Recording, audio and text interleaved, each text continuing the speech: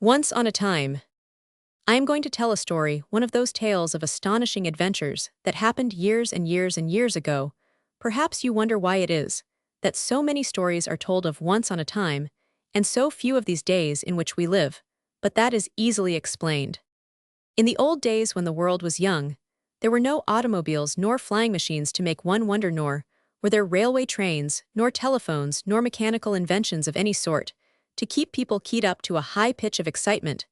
Men and women lived simply, and quietly they were nature's children, and breathed fresh air into their lungs instead of smoke and coal gas, and tramped through green meadows and deep forests instead of riding in street cars, and went to bed when it grew dark and rose with the sun, which is vastly different from the present custom. Having no books to read, they told their adventures to one another and to their little ones, and the stories were handed down from generation to generation, and reverently believed. Those who peopled the world in the old days, having nothing but their hands to depend on, were to a certain extent helpless, and so the fairies were sorry for them, and ministered to their wants patiently, and frankly, often showing themselves to those they befriended. So people knew fairies in those days, my dear, and loved them together with all the rills and nooks and pixies and nymphs and other beings that belonged to the hordes of immortals, and a fairy tale was a thing to be wondered at, and spoken of in odd whispers, for no one thought of doubting its truth. Today the fairies are shy, for so many curious inventions of men have come into use that the wonders of fairyland are somewhat tame beside them, and even the boys and girls cannot be so easily interested or surprised as in the old days.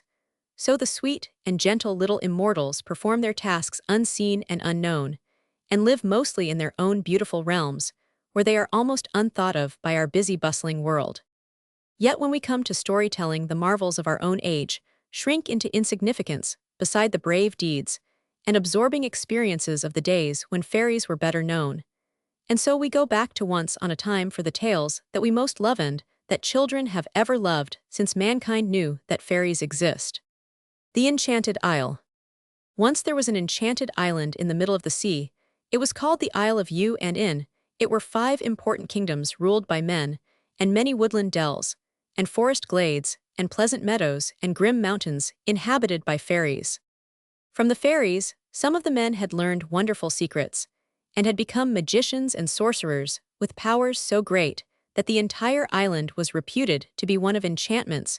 Who these men were the common people did not always know, for while some were kings and rulers, others lived quietly hidden away in forests or mountains, and seldom, or never showed themselves. Indeed, there were not so many of these magicians as people thought, only it was so hard to tell them from common folk that every stranger was regarded with a certain amount of curiosity and fear.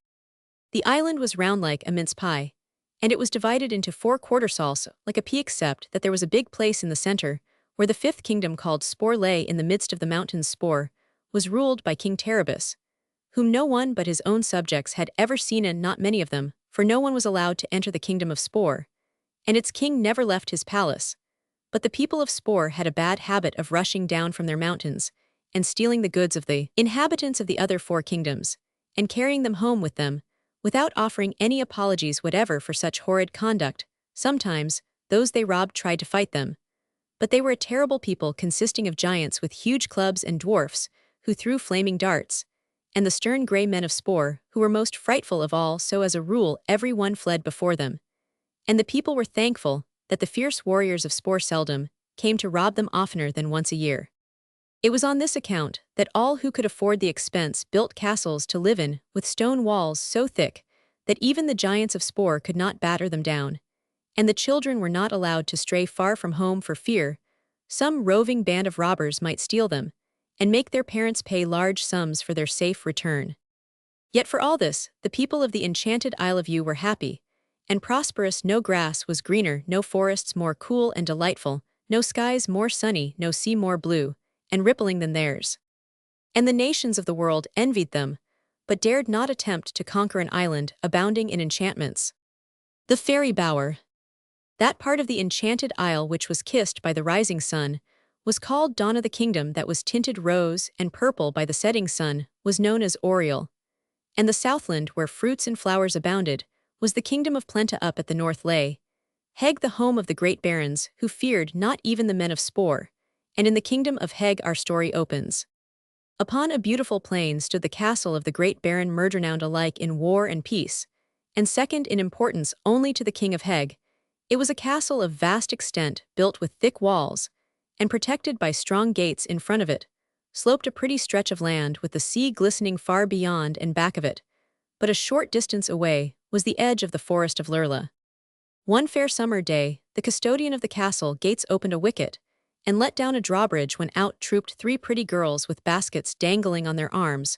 One of the maids walked in front of her companions.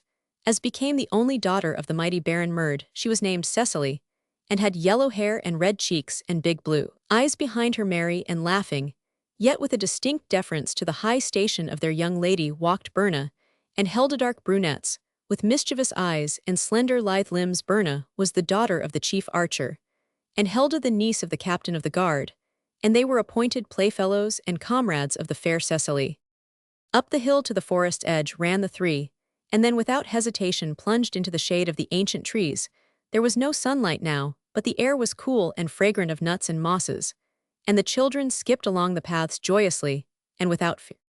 To be sure, the forest of Lurla was well known as the home of fairies, but Cecily and her comrades feared nothing from such gentle creatures, and only longed for an interview with the powerful immortals whom they had been taught to love as the tender guardians of mankind. Nymphs there were in Lurla as well, and crooked nooks. It was said yet for many years past no person could boast the favor of meeting any one of the fairy creatures face to face. So gathering a few nuts here and a sweet forest flower, there the three maidens walked farther and farther into the forest, until they came upon a clearing formed like a circle with mosses and ferns for its carpet and great overhanging branches for its roof. "How pretty!" cried Cecily gaily. "Let us eat our luncheon in this lovely banquet hall." So Berna and Helda spread a cloth and brought from their baskets some golden platters and a store of food, yet there was little ceremony over the meal, you may be sure, and within a short space all the children had satisfied their appetites and were laughing and chatting as merrily as if they were at home in the great castle. Indeed, it is certain, they were happier in their forest glade than when facing grim walls of stone, and the three were in such gay spirits that whatever one chanced to say the others promptly joined in laughing over. Soon, however, they were startled to hear a silvery peal of laughter answering their own, and turning to see whence the sound proceeded, they found, seated near them, a creature so beautiful that at once the three pairs of eyes opened to their widest extent, and three hearts beat much faster than before. "Well, I must say you do stare," exclaimed the newcomer, who was clothed in soft floating robes of rose and pearl color, and whose eyes shone upon them like two stars. "Forgive our impertinence," answered the little lady Cecily, trying to appear dignified and unmoved, "but you must acknowledge that you came among us uninvited, and you are certainly rather odd in appearance." Again the silvery laughter rang through the glade. "Uninvited," echoed the creature, clapping her hands together, "delightedly uninvited to my own forest home. Why, my dear girls, you are the uninvited ones indeed, you Arito. Thus come romping into our fairy bower." The children did not open their eyes any wider on hearing this speech, for they could not, but their faces expressed their amazement fully, while Helda gasped the words. "A fairy bower, we are in a fairy bower." "Most certainly," was the reply, "and as for being odd in appearance, let me ask how you could reasonably expect a fairy to appear as mortal maidens do." "A fairy!" exclaimed Cecily. "Are you then a real fairy?" "I regret to say I am," returned the other more soberly, as she patted a mossbank with a silver-tipped wand. Then for a moment there was silence while the three girls sat very still and stared at their immortal companion with evident curiosity. Finally Cecily asked, "Why do you regret being a fairy? I have always thought them the happiest creatures in the world." "Perhaps we ought to be happy," answered the fairy gravely, "for we have wonderful powers, and do much to assist you helpless mortals, and I suppose some of us really are happy. But for my part, I am so utterly tired of a fairy life that I would do anything to change it." "That is strange," declared Berna. "You seem very young to be already discontented with your lot." Now at this, the fairy burst into laughter again and presently asked, "How old do you think me?" "About our own age," said Berna after a glance at her and a moment's reflection. "Nonsense," retorted the fairy sharply. "These trees are hundreds of years old, yet I remember when they were mere twigs, and I remember when mortals first came to live upon this island, yes, and when this island was first created, and rose from the sea after a great earthquake, I remember for many, many centuries, my dears. I have grown tired of remembering and of being a fairy, continually, without any change to brighten my life. To be sure, said Cecily, with sympathy, I never thought of fairy life in that way before. It must get to be quite tiresome. And think of the centuries I must yet live, exclaimed the fairy in a dismal voice. Isn't it an awful thing to look forward to? It is indeed, agreed Cecily. I'd be glad to exchange lives with you, said Hilda, looking at the fairy with intense admiration. But you can't do that, answered the little creature quickly. Mortals can't become fairies, you know, although I believe there was once a mortal who was made immortal. But fairies can become anything they desire, cried Berna. Oh no, they can't, you are mistaken. If you believe that was the reply, I could change you into a fly, or a crocodile, or a bobolink, if I wanted to, but fairies can't change themselves into anything else. How strange, murmured Cecily, much impressed. But you can, cried the fairy, jumping up and coming toward them. You are mortals, and by the laws that govern us, a mortal can change a fairy into anything she pleases. Oh, said Cecily, filled with amazement at the idea.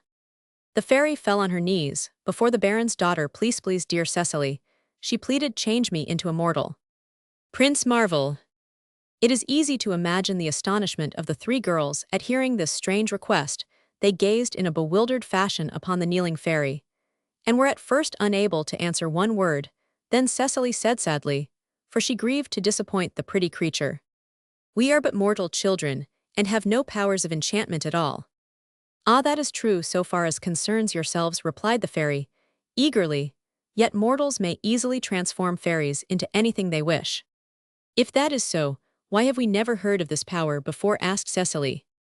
Because fairies as a rule are content with their lot, and do not wish to appear in any form but their own, and knowing that evil or mischievous mortals can transform them, at will the fairies take great care to remain invisible, so they cannot be interfered with. Have you ever, she asked, suddenly seen a fairy before? Never, replied Cecily. Nor would you have seen me today had I not known you were kind and pure-hearted, or had I not resolved to ask you to exercise your powers upon me. I must say, remarked Hilda boldly, that you are foolish to wish to become anything different from what you are. For you are very beautiful now, added Berna admiringly. Beautiful, retorted the fairy with a little frown. What does beauty amount to if one is to remain invisible? Not much, that is true, agreed Berna, smoothing her own dark locks. And as for being foolish, continued the fairy, I ought to be allowed to act foolishly. If I want to, for centuries past, I have not had a chance to do a single foolish thing. Poor dear, said Hilda softly. Cecily had listened silently to this conversation. Now she inquired, what do you wish to become? A mortal, answered the fairy promptly. A girl like ourselves, questioned the Baron's daughter. Perhaps, said the fairy, as if undecided. Then you would be likely to endure many privations, said Cecily, gently, for you would have neither father nor mother to befriend you, nor any house to live in. And if you hired your services to some baron, you would be obliged to wash dishes all day, or mend clothing, or herd cattle, said Berna. But I should travel all over the island, said the fairy brightly, and that is what I long to do. I do not care to work. I fear a girl would not be allowed to travel alone, Cecily remarked. After some further thought, at least, she added, I have never heard of such a thing. No, said the fairy, rather bitterly, your men are the ones that roam abroad, and have adventures of all kinds. Your women are poor weak creatures, I remember. There was no denying this, so the three girls sat silent until Cecily asked, why do you wish to become immortal? To gain exciting experiences, answered the fairy. I am tired of being a humdrum fairy year in and year out. Of course, I do not wish to become immortal for all time, for that would get monotonous too. But to live a short while, as the earth people do, would amuse me very much. If you want variety, you should become a boy, said Hilda with a laugh. The life of a boy is one round of excitement. Then make me a boy, exclaimed the fairy eagerly. A boy, they all cried in consternation, and Cecily added, why, you're a girl fairy, aren't you? Wellies, I suppose I am, answered the beautiful creature smiling, but as you are going to change me anyway, I may as well become a boy as a girl. Better, declared Hilda, clapping her hands, for then you can do as you please. But would it be right, asked Cecily with hesitation. Why not, retorted the fairy, I can see nothing wrong in being a boy. Make me a tall, slender youth with waving brown hair and dark eyes. Then, I shall be as unlike my own self as possible, and the adventure will be all the more interesting, yes. I like the idea of being a boy very much indeed. But I don't know how to transform you. Someone will have to show me the way to do it, protested Cecily, who was getting worried over the task set her. Oh, that will be easy enough, returned the little immortal. Have you a wand? No. Then I'll loan you mine, for I shall not need it, and you must wave it over my head 3 times, and say, by my mortal powers, I transform you into a boy for the space of 1 year. 1 year, isn't that too long? It's a very short time to one who has lived thousands of years as a fairy. That is true, answered the Baron's daughter. Now I'll begin by doing a little transforming myself, said the fairy, getting upon her feet again, and you can watch and see how I do it. She brushed a bit of moss from her gauzy skirts, and continued, if I am to become a boy, I shall need a horse, you know, a handsome, prancing steed, very fleet of foot. A moment she stood motionless, as if listening, then she uttered a low but shrill whistle. The 3 girls, filled with eager interest, watched her intently. Presently a trampling of footsteps was heard through the brushwood, and a beautiful deer burst from the forest, and fearlessly ran to the fairy without hesitation. She waved her wand above the deer's head and exclaimed, by all my fairy powers, I command you to become a warhorse for the period of 1 year. Instantly the deer disappeared, and in its place was a handsome charger, milk-white in color, with flowing mane and tail. Upon its back was a saddle sparkling with brilliant gems sewn upon fine dressed leather. The girls uttered cries of astonishment and delight, and the fairy said, you see, these transformations are not at all difficult. I must now have a sword. She plucked a twig from a nearby tree and cast it upon the ground at her feet again. She waved her wand, and the twig turned to a gleaming sword, richly engraved, that seemed to the silent watchers to tremble slightly in its sheath, as if its heart of steel throbbed with hopes of battles to come. And now I must have shield and armor, said the fairy gaily. This will make a shield, and she stripped a sheet of loose bark from a tree trunk. But for armor, I must have something better. Will you give me your cloak? This appeal was made to Cecily, and the Baron's daughter drew her white velvet cloak from her shoulders and handed it to the fairy. A moment later, it was transformed into a suit of glittering armor that seemed fashioned of pure silver, inlaid with gold, while the sheet of bark at the same time became a handsome shield with the figures of 3 girls graven upon it. Cecily recognized the features as those of herself and her comrades, and noted also that they appeared sitting at the edge of a forest, the great trees showing plainly in the background. I shall be your champion, you see, laughed the fairy gleefully, and maybe I shall be able to repay you for the loss of your cloak. I do not mind the cloak, returned the child, who had been greatly interested in these strange transformations, but it seems impossible that a dainty little girl like you can ride this horse and carry these heavy arms. I'll not be a girl much longer, said the little creature. Here, take my wand, and transform me into a noble youth. Again the pretty fairy kneeled before Cecily, her dainty rounded limbs of white and rose showing plainly through her gauzy attire, and the Baron's daughter was suddenly inspired to be brave, not wishing to disappoint the venturous immortal. So she rose and took the magic wand in her hand, waving it 3 times above the head of the fairy. By my powers as a mortal, she said, marveling even then at the strange speech, I command you to become a brave and gallant youth, handsome, strong, fearless, and such shall you remain for the space of 1 year. As she ceased speaking, the fairy was gone, and a slender youth, dark-eyed and laughing, was holding her hand in his, and kissing it gratefully. I thank you, most lovely maiden, he said in a pleasant voice, for giving me a place in the world of mortals. I shall ride at once in search of adventure, but my good sword is ever at your service. With this he gracefully arose, and began to buckle on his magnificent armor, and to fasten the sword to his belt. Cecily drew a long sighing breath of amazement at her own powers, and turning to Berna and Hilda, she asked, do I see aright? Is the little fairy really transformed to this youth?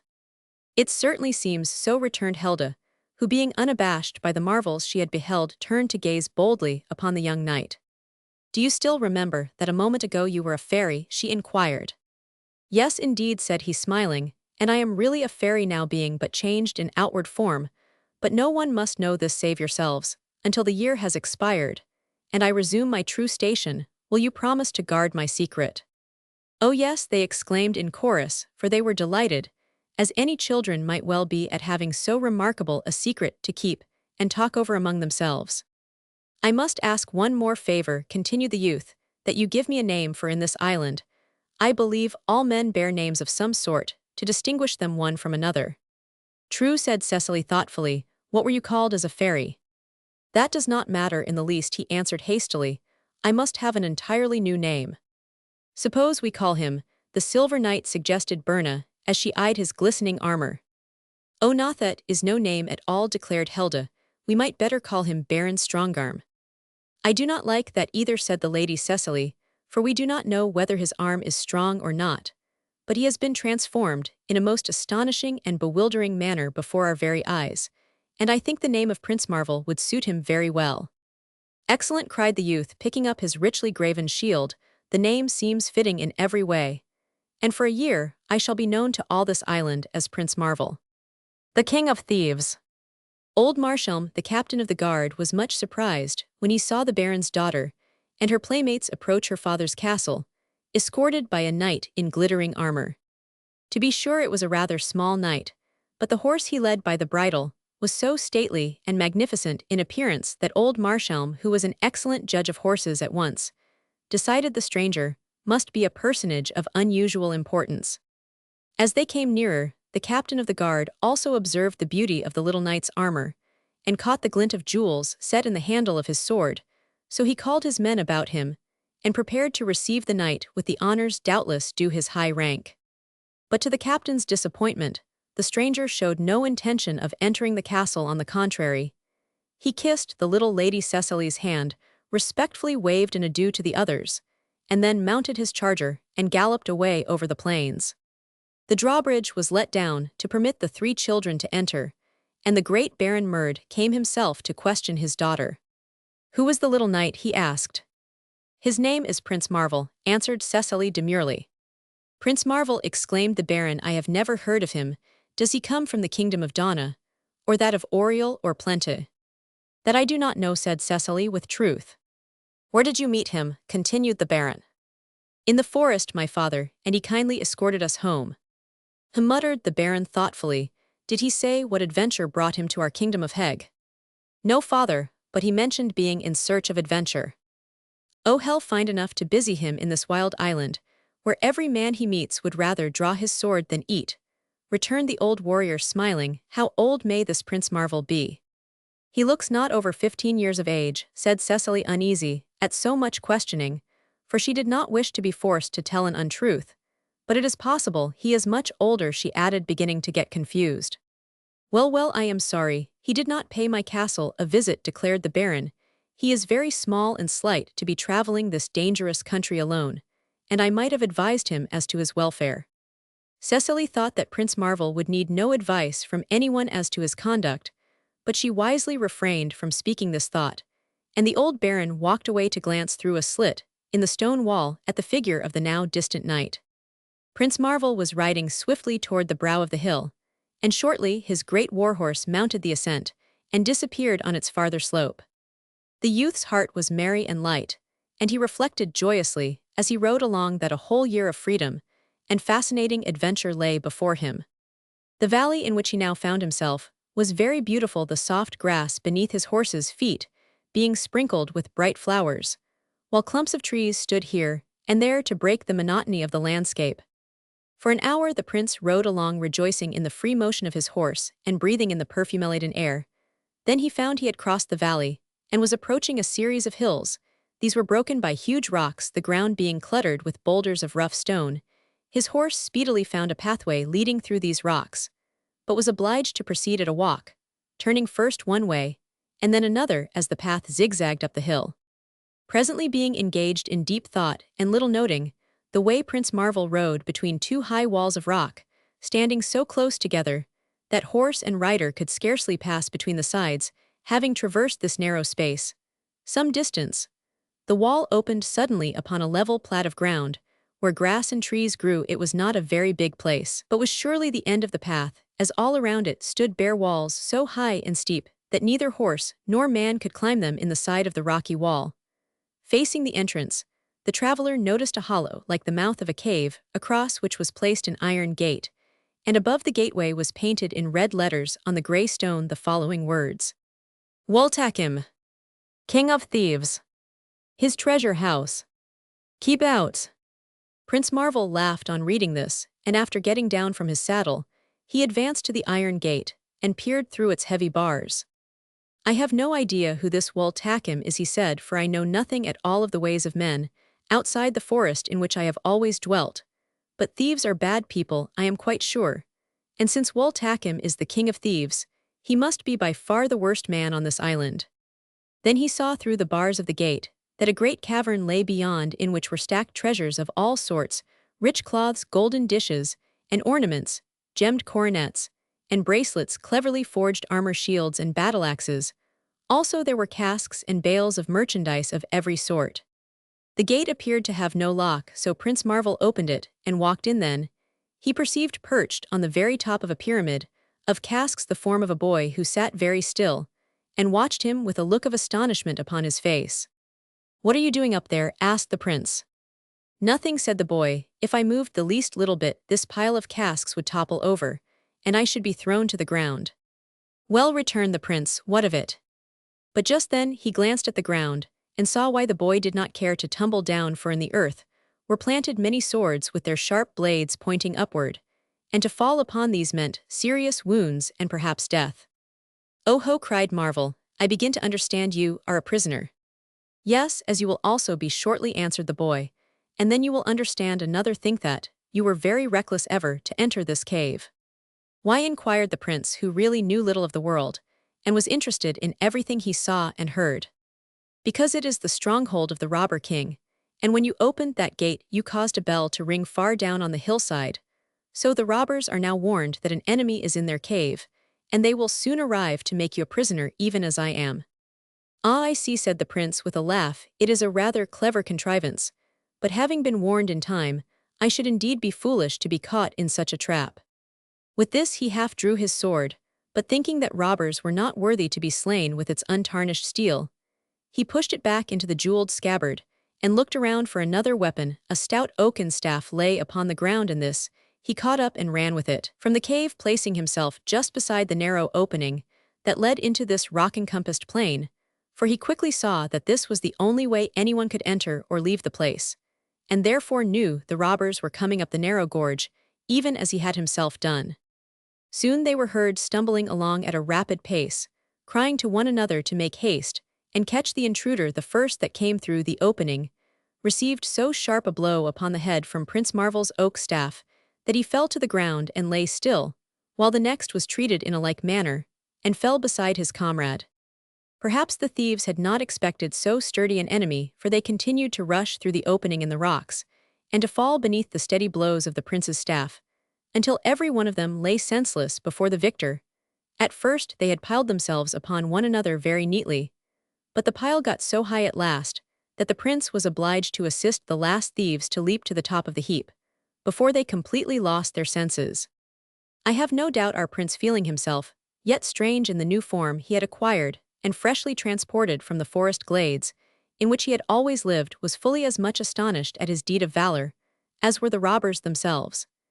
And if he shuddered a little when looking upon the heap of senseless thieves, you must forgive him this weakness, for he straightway resolved to steel his heart to such sights, and to be every bit as stern and severe as a mortal knight would have been.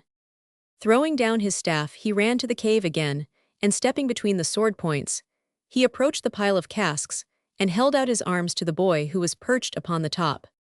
"The thieves are conquered," he cried. "Jump down." "I want," said the boy. "Why not?" inquired the prince. "Can't you see I am very miserable?" asked the boy in return. "Don't you understand that every minute I expect to fall upon those sword points?" "But I will catch you," cried the prince. "I don't want you to catch me," said the boy. "I want to be miserable. It's the first chance I've ever had, and I am enjoying my misery very much." This speech so astonished Prince Marvel that for a moment he stood motionless. Then he retorted angrily, "You're a fool. If I wasn't so miserable up here, I'd come down and thrash you for that," said the boy with a sigh. This answer so greatly annoyed Prince Marvel that he gave the central cask of the pyramid a sudden push, and the next moment the casks were tumbling in every direction, while the boy fell headlong in their midst. But Marvel caught him deftly in his arms, and so saved him from the sword points. "There," he said, standing the boy upon his feet. now you are released from your misery. And I should be glad to punish you for your interference, declared the boy gloomily eyeing his preserver, had you not saved my life, by catching me according to the code of honor of knighthood. I cannot harm one who has saved my life. Until I have returned the obligation therefore, for the present, I shall pardon your insulting speeches and actions. But you have also saved my life, answered Prince Marvel, for had you not warned me of the robbers' return, they would surely have caught me. True, said the boy, brightening up, therefore our score is now even, but take care not to affront me again, for hereafter I will show you no mercy. Prince Marvel looked at the boy with wonder. He was about his own size, yet strong and well-formed, and he would have been handsome, except for the expression of discontent upon his face.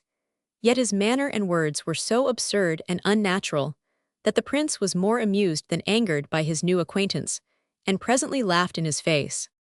If all the people in this island are like you, he said, I shall have lots of fun with them, and you are only a boy after all. I am bigger than you, declared the other, glaring fiercely at the prince. How much bigger? asked Marvel, his eyes twinkling. Oh, ever so much. Then fetch along that coil of rope, and follow me, said Prince Marvel. Fetch the rope yourself, retorted the boy bluntly, I am not your servant.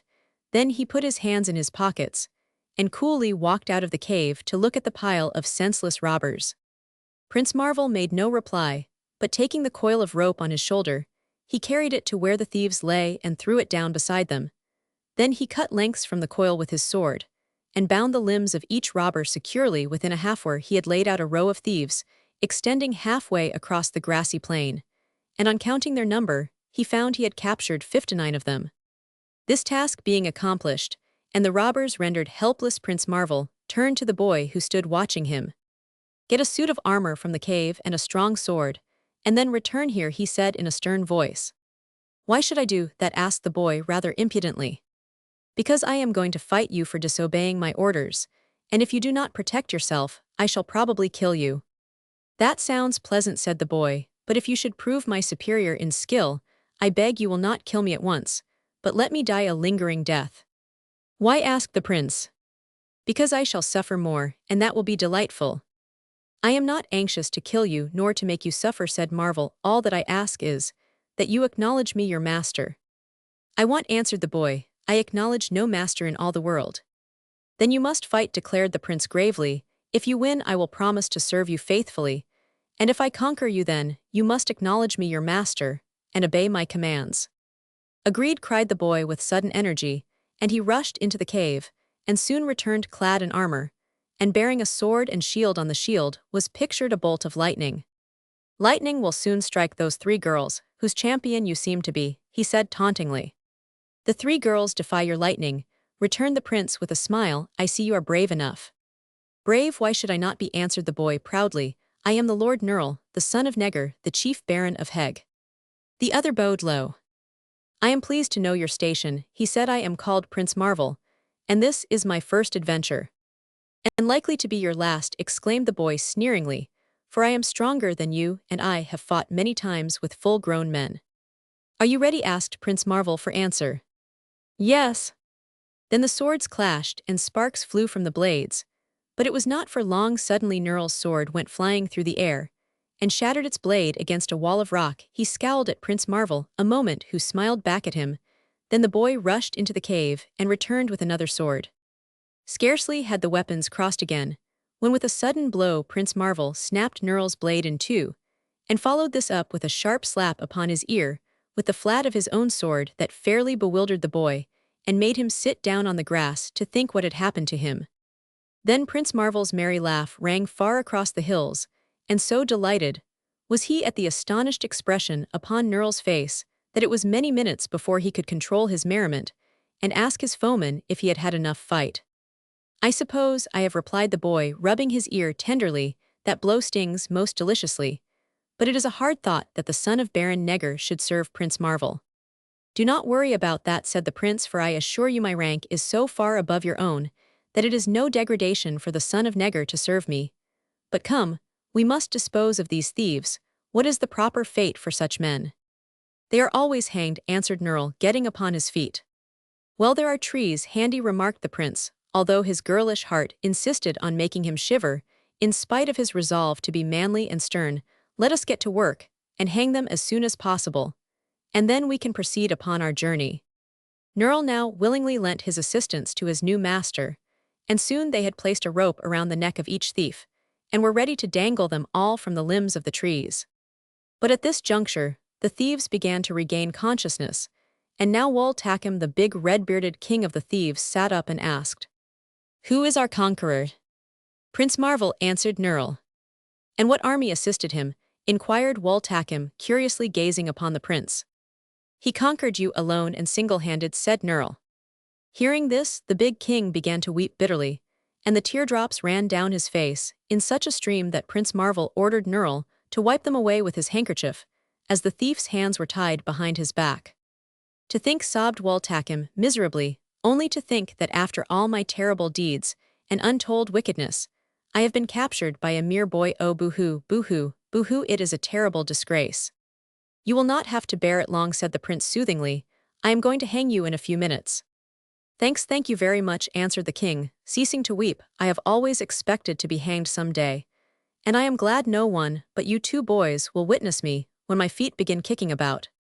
"I shall not kick," declared another of the thieves, who had also regained his senses. "I shall sing while I am being hanged." "But you cannot, my good Gunder," protested the king, "for the rope will cut off your breath, and no man can sing without breath." "Then I shall whistle," said Gunder composedly. The king cast at him a look of reproach, and turning to Prince Marvel, he said, "It will be a great task to string up so many thieves. You look tired. Permit me to assist you to hang the others, and then I will climb into a tree and hang myself from a strong branch with as little bother as possible." "Oh, I won't think of troubling you," exclaimed Marvel, with a laugh. "Having conquered you alone, I feel it my duty to hang you without assistance save that of my esquire." "It's no trouble, I assure you, but suit your own convenience," said the thief carelessly. Then he cast his eye toward the cave and asked, "What will you do with all our treasure?" "Give it to the poor," said Prince Marvel promptly. "What poor?" "Oh, the poorest people I can find." "Will you permit me to advise you in this matter?" asked the king of thieves politely. "Yes, indeed, for I am a stranger in this land," returned the prince. "Well, I know a lot of people who are so poor that they have no possessions whatever, neither food to eat, houses to live in, nor any clothing. But that which covers their bodies, they can call no man friend, nor will any lift a hand to help them. Indeed, good sir, I verily believe they will soon perish miserably, unless you come to their assistance." "Poor creatures," exclaimed Prince Marvel, with ready sympathy. "Tell me who they are, and I will divide amongst them all your ill-gotten gains." "They are ourselves," replied the king of thieves with a sigh. Marvel looked at him in amazement, and then burst into joyous laughter. "Yourselves," he cried, greatly amused. "Indeed, yes," said Wul Takim sadly.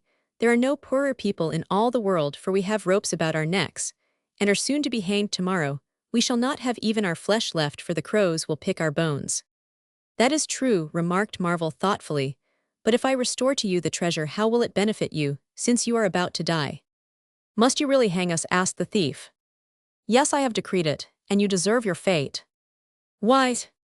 "Because you have wickedly taken from helpless people their property, and committed many other crimes besides." "But I have reformed, we have all reformed, have we not, brothers?" "We have," answered the other thieves, who, having regained their senses, were listening to this conversation with much interest. "And if you will return to us our treasure, we will promise never to steal again, but to remain honest men and enjoy our wealth in peace," promised the king. "Honest men could not enjoy treasures they have stolen," said Prince Marvel. "True, but this treasure is now yours, having been won by you in fair battle, and if you present it to us, it will no longer be stolen treasure, but a generous gift from a mighty prince, which we may enjoy with clear consciences." "Yet there remains the fact that I have promised to hang you," suggested Prince Marvel, with a smile, for the king amused him greatly. Not at all," cried Wul Takim. "You promised to hang 59 thieves, and there is no doubt the 59 thieves deserve to be hung. But consider, we have all reformed our ways and become honest men, so it would be a sad and unkindly act to hang 59 honest men." "What think you, Nerl?" asked the prince, turning to his esquire. "Why, the rogue seems to speak truth," said Nerl, scratching his head with a puzzled air. "Yet if he speaks truth, there is little difference between a rogue and an honest man. Ask him, my master, What caused them all to reform so suddenly? Because we were about to die, and we thought it a good way to save our lives, replied the robber king. That's an honest answer, anyway, said Nerl. Perhaps, sir, they have really reformed. And if so, I will not have the death of 59 honest men on my conscience, declared the prince. Then he turned to Wultakim, and added, I will release you, and give you the treasure as you request, but you owe me allegiance from this time forth, and if I ever hear of your becoming thieves again, I promise to return and hang every one of you.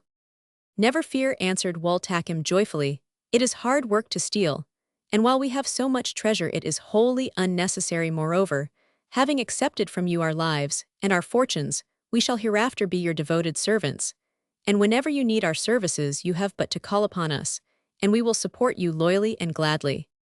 I accept your service, answered the prince graciously. And then he unbound the 59 honest men, and took the ropes from their necks. As nightfall was fast approaching, the new servants set to work to prepare a great feast in honor of their master. It was laid in the middle of the grassy clearing that all might sit around and celebrate the joyous occasion. Do you think you can trust these men? Asked Nerl suspiciously. Why not, replied the prince. They have been exceedingly wicked, it is true, but they are now intent upon being exceedingly good. Let us encourage them in this.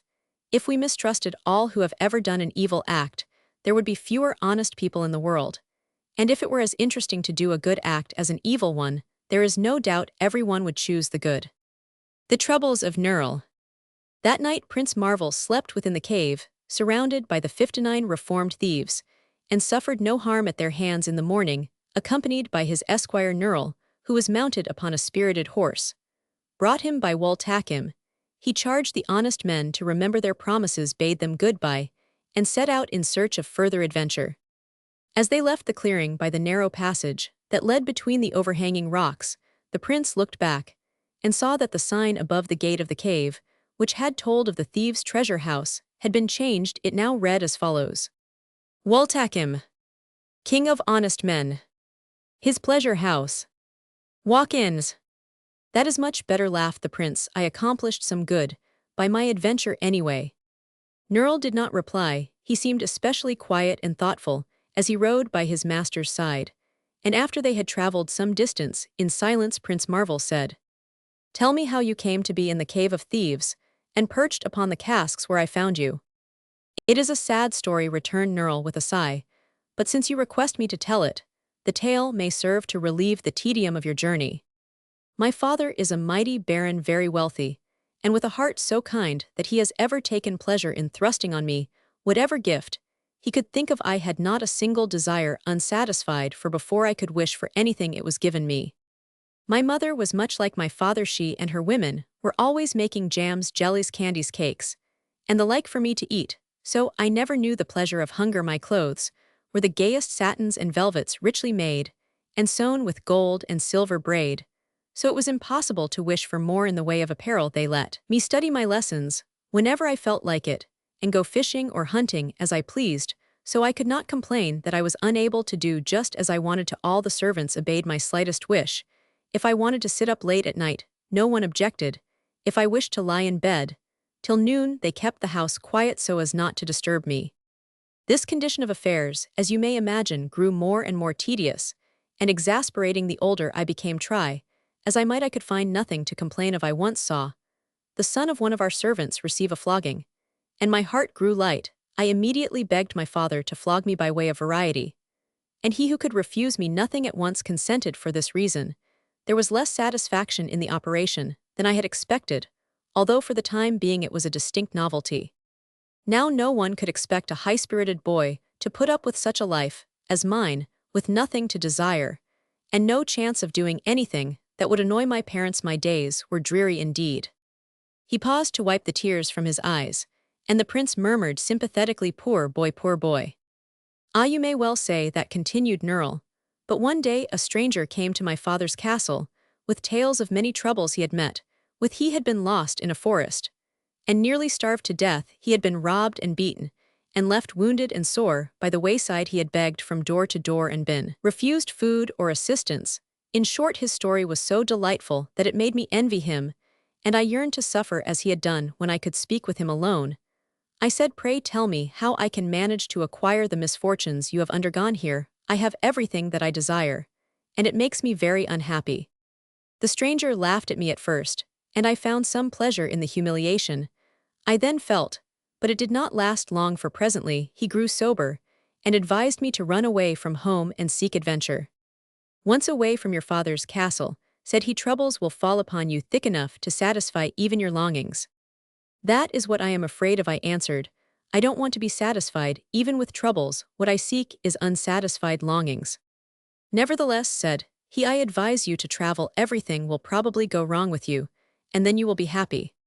I acted upon the stranger's advice and ran away from home the next day. After journeying a long time, I commenced to feel the pangs of hunger and was just beginning to enjoy myself when a knight rode by and gave me a supply of food. At this rebuff, I could not restrain my tears, but while I wept my horse stumbled and threw me over his head. I hoped at first I had broken my neck and was just congratulating myself upon the misfortune when a witchwoman came along and rubbed some ointment upon my bruises, in spite of my protests, to my great grief.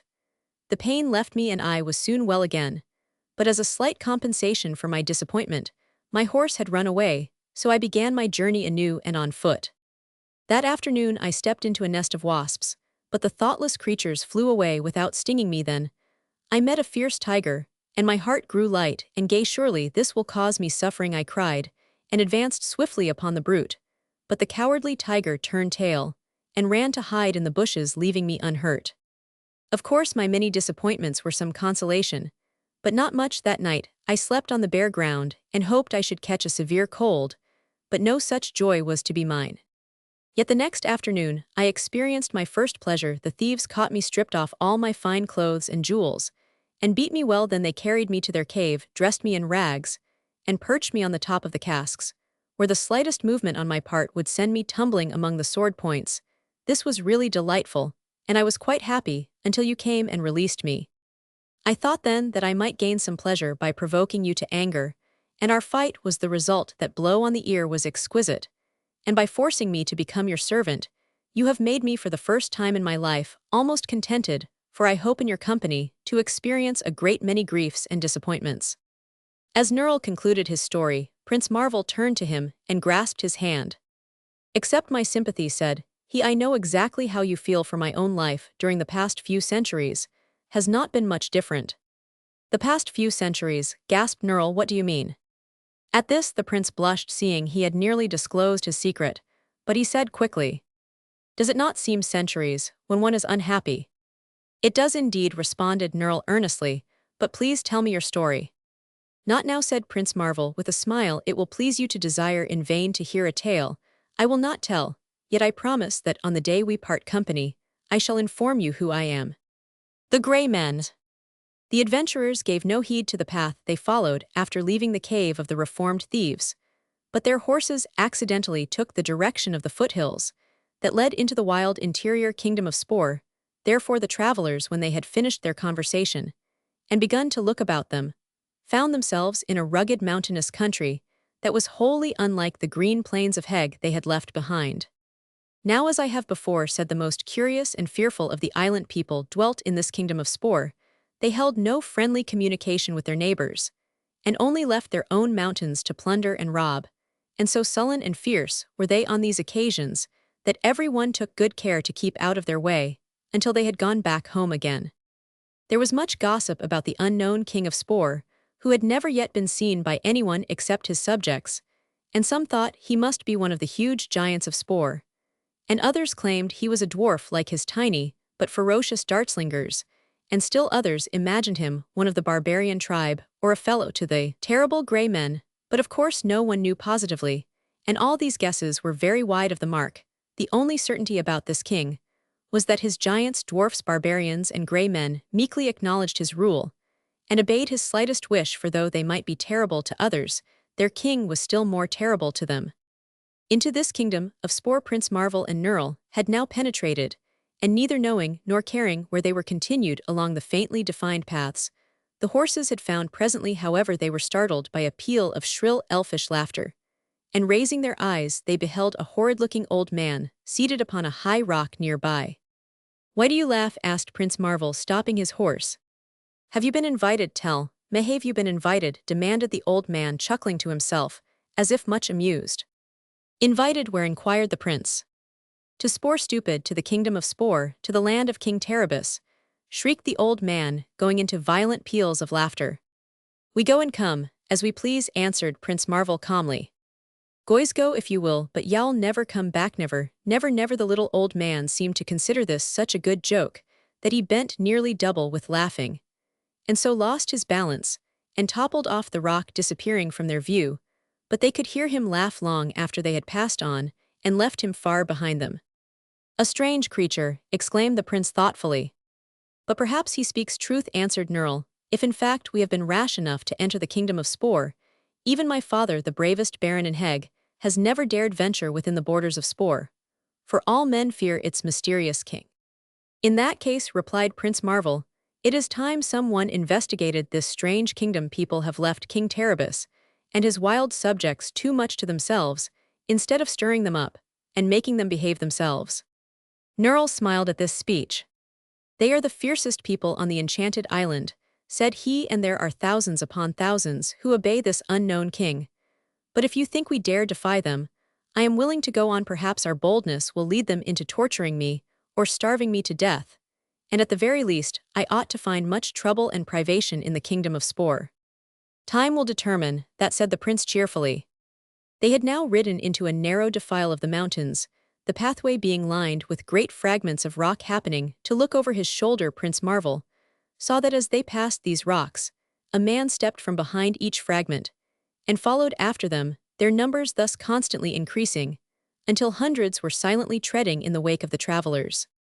These men were very peculiar in appearance, their skins being as gray as the rocks themselves, while their only clothing consisted of gray cloth tunics, belted around the waists, with bands of gray foxhide. They bore no weapons, except that each was armed with a fork having 3 sharp tines, 6 inches in length, which the gray men carried stuck through their foxhide belts. Nerl also looked back and saw the silent throng following them, and the sight sent such a cold shiver creeping up his spine that he smiled with pleasure. There was no way to avoid the gray men, for the path was so narrow that the horsemen could not turn aside, but Prince Marvel was not disturbed, and seemed not to mind being followed so long, as no one hindered his advance. He rode steadily on, Nerl following, and after climbing upward for a long way, the path began to descend, presently leading them into a valley of wide extent, in the center of which stood an immense castle, with tall domes that glittered as if covered with pure gold. A broad roadway, paved with white marble, reached from the mountain pass to the entrance of this castle, and on each side of this roadway stood lines of monstrous giants, armed with huge axes thrust into their belts, and thick oak clubs studded with silver spikes, which were carried over their left shoulders. The assembled giants were as silent as the gray men, and stood motionless, while Prince Marvel and Nerl rode slowly up the marble roadway, but all their brows were scowling terribly, and their eyes were red and glaring as if they were balls of fire. I begin to feel very pleasant, said Nerl, for surely we shall not get away from these folks. Without a vast deal of trouble, they do not seem to oppose our advance, but it is plain they will not allow us any chance of retreat. We do not wish to retreat, declared the prince. Nerl cast another glance behind, and saw that the gray men had halted at the edge of the valley, while the giants were closing up as soon as the horses passed them, and now marched in close file in their rear. It strikes me, he muttered softly, that this is like to prove our last adventure. But although Prince Marvel might have heard the words, he made no reply, being evidently engaged in deep thought. As they drew nearer the castle, it towered above them like a veritable mountain, so big and high was it, and the walls cast deep shadows far around. As if twilight had fallen, they heard the loud blare of a trumpet sounding far up on the battlements. The portals of the castle suddenly opened wide, and they entered a vast courtyard, paved with plates of gold. Tiny dwarfs, so crooked that they resembled crabs, rushed forward and seized the bridles of the horses, while the strangers slowly dismounted and looked around them. While the steeds were being led to the stables, an old man clothed in a flowing robe as white in color as his beard bowed before Prince Marvel, and said in a soft voice, "Follow me." The prince stretched his arms, yawned as if tired with his ride, and then glared upon the old man with an expression of haughty surprise. "I follow no one," said he proudly. "I am Prince Marvel Sira, and if the owner of this castle wishes to see me, I shall receive him here as befits my rank and station." The man looked surprised, but only bowed lower than before. "It is the king's command," he answered. "The king?" "Yes, you are in the castle of King Terribus, the lord and ruler of Spore." "That is different," remarked the prince lightly. "Still, I will follow no man point out the way, and I will go to meet his majesty."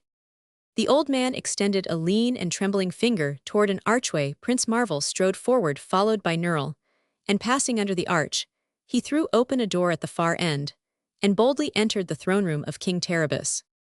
The Fool Killer.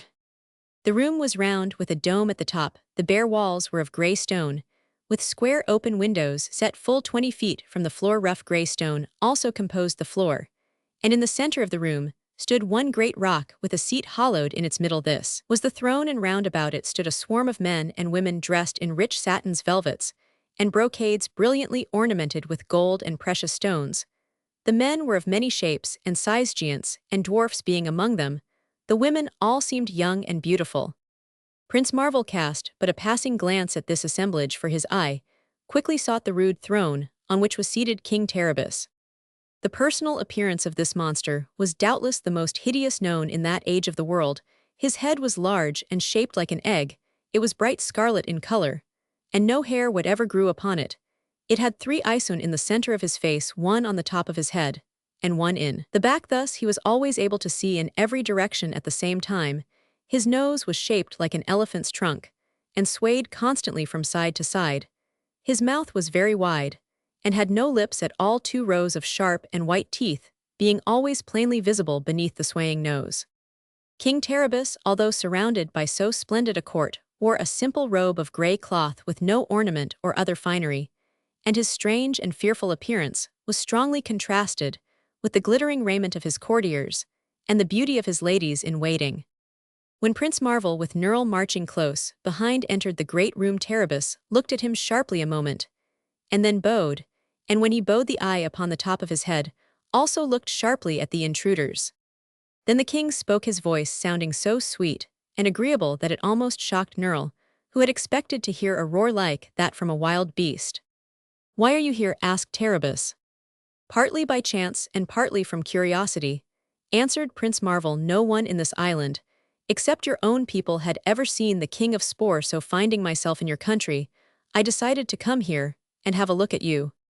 The faces of the people who stood about the throne wore frightened looks at the unheard of boldness of this speech to their terrible monarch, but the king merely nodded and inquired, "Since you have seen me, what do you think of me?" "I am sorry you asked that question," returned the prince, "for I must confess you are a very frightful-looking creature, and not at all agreeable to gaze upon." "Ha, you are honest as well as frank," exclaimed the king. "But that is the reason I do not leave my kingdom, as you will readily understand. And that is the reason I never permit strangers to come here under penalty of death. So long as no one knows the King of Spore is a monster, people will not gossip about my looks. And I am very sensitive regarding my personal appearance.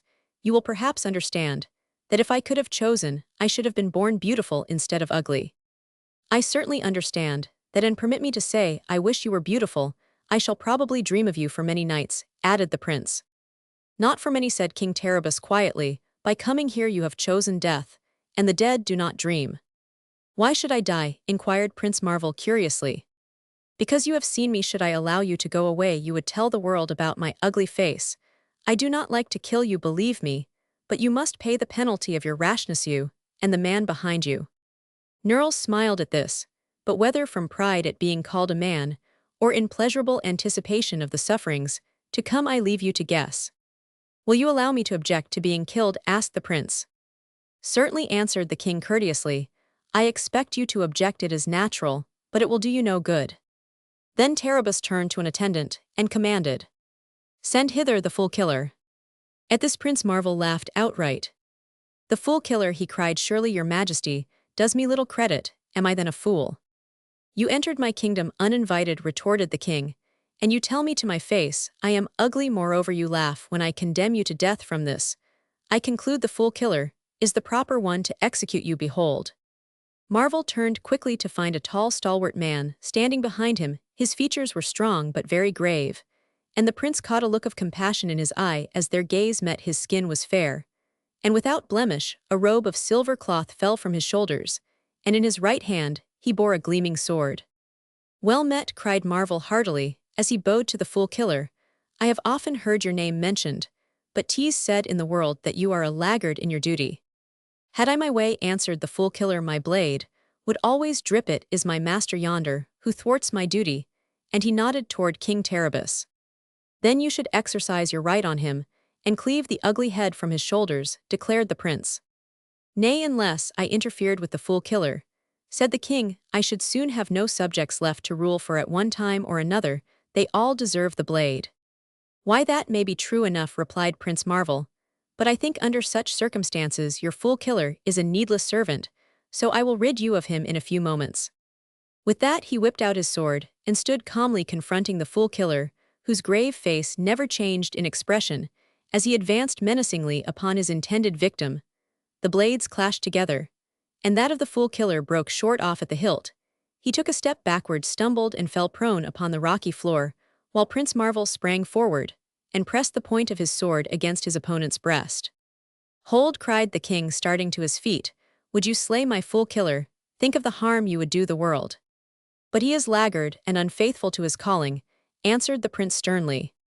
"Nevertheless, if he remove but one fool a year, he is a benefit to mankind," declared the king. "Release him, I pray you." Then the victor withdrew his sword and stood aside while the fool killer slowly got upon his feet and bowed humbly before the king. "Go!" shouted Terribus, his eye flashing angrily. "You have humiliated me before my enemy. As an atonement, see that you kill me a fool a day for 60 days." Hearing this command, many of the people about the throne began to tremble, but the king paid no attention to their fears, and the fool killer bowed again before his master and withdrew from the chamber. "The royal dragon of Spore." "Now," said Terribus, regarding the prince gloomily, "I must dispose of you in another way." For a moment he dropped his scarlet head in thought, then he turned fiercely upon his attendants. "Let the wrestler come forward," he shouted as loudly as his mild voice would carry. Instantly, a tall blackamoor advanced from the throng, and cast off his flowing robe, showing a strong figure clad only in a silver loincloth. "Crack me this fellow's bones," commanded Terribus. "I beg your majesty will not compel me to touch him," said Prince Marvel, with a slight shudder, "for his skin is greasy, and will soil my hands here. Knurl," he continued, turning to his esquire, "dispose of this black man, and save me the trouble." Knurl laughed pleasantly. The black was a powerfully built man, and compared with Knurl and the prince, who had but the stature of boys, he towered like a very giant in size. Nevertheless, Knurl did not hesitate to spring upon the wrestler, who with a quick movement sent the boy crashing against the stone pavement.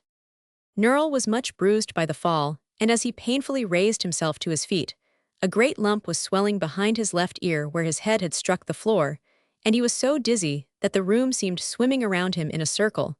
But he gave a happy little laugh, and said to the prince gratefully, "Thank you very much, my master. The fall is hurting me delightfully.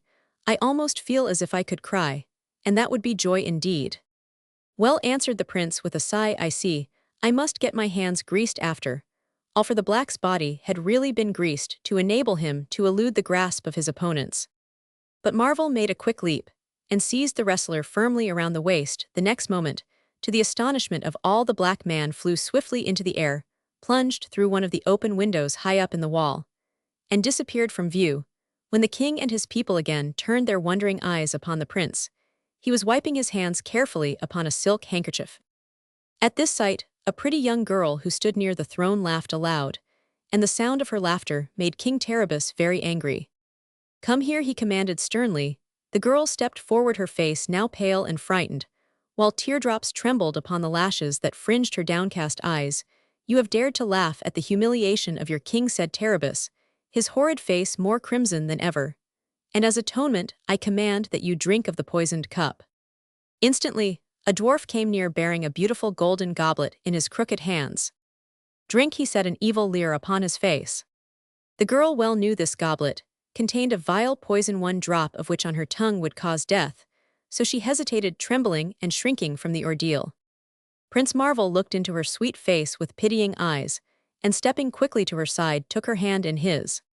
"Now drink," he said, smiling upon her. "The poison will not hurt you." She drank obediently, while the dwarf chuckled with awful glee, And the king looked on eagerly expecting her to fall dead at his feet, but instead the girl stood upright and pressed Marvel's hand, looking gratefully into his face. "You are a fairy," she whispered so low that no one else heard her voice. "I knew that you would save me." "Keep my secret," whispered the prince in return, and still holding her hand, he led her back to her former place. King Terabus was almost wild with rage and disappointment, and his elephant nose twisted and squirmed horribly. "So you dare to thwart my commands, do you?" he cried excitedly. "Well, we shall soon see which of us is the more powerful. I have decreed your death hand, die you shall." For a moment his eye roved around the chamber uncertainly, then he shouted suddenly, "Ho there, keepers of the royal menagerie!" 3 men entered the room and bowed before the king. They were of the grey men of the mountains, who had followed Prince Marvel and Nurl through the rocky passes. "Bring hither the royal dragon," cried the king, "and let him consume these strangers before my very eyes." The men withdrew, and presently was heard a distant shouting, followed by a low rumbling sound with groans, snorts, roars, and a hissing like steam from the spout of a teakettle. The noise and shouting drew nearer, while the people huddled together like frightened sheep. And then suddenly the doors flew open, and the royal dragon advanced to the center of the room. This creature was at once the pride and terror of the kingdom of Spore. It was more than 30 feet in length, and covered everywhere with large green scales set with diamonds, making the dragon, when it moved, a very glittering spectacle. Its eyes were as big as pea plates, and its mouth, when wide openedfully as large as a bathtub. Its tail was very long, and ended in a golden ball such as you see on the top of flagstaffs. Its legs, which were as thick as those of an elephant, had scales, which were set with rubies and emeralds. It had 2 monstrous big ears, and 2 horns of carved ivory, and its teeth were also carved into various fantastic shapes, such as castles, horses' heads, Chinamen, and griffinso, that if any of them broke it would make an excellent umbrella handle. The royal dragon of Spore came crawling into the throne room, rather clumsily, groaning and moaning with every step, and waving its ears like 2 blankets flying from a clothesline. The king looked on it and frowned. "Why are you not breathing fire and brimstone?" he demanded angrily. "Why, I was caught out in a gale the other night," returned the dragon, rubbing the back of its ear with its left front paw, as it paused and looked at the king, "and the wind put out my fire." "Then why didn't you light it again?" asked Terabus, turning on the keepers. "We were out of matches, your majesty," stammered the trembling grey men. "Soho!" yelled the king, and was about to order the keepers beheaded, but just then Nurl pulled out his matchbox, lit one of the matches, and held it in front of the dragon's mouth. Instantly, the creature's breath caught fire, and it began to breathe flames a yard in length. "That's better," sighed the dragon, contentedly.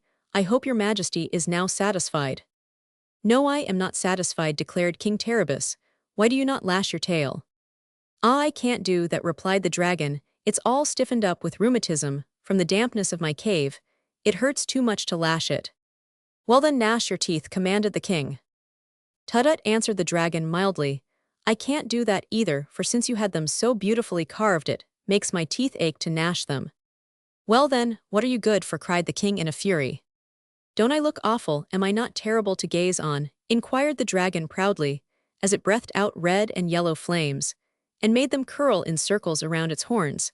"I guess there's no need for me to suggest terror to anyone that happens to see me," it added, winking one of the pea-plate eyes at King Terabus.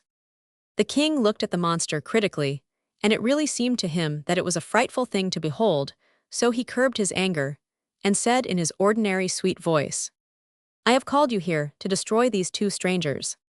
"How?" asked the dragon, looking upon Prince Marvel and Nurl with interest.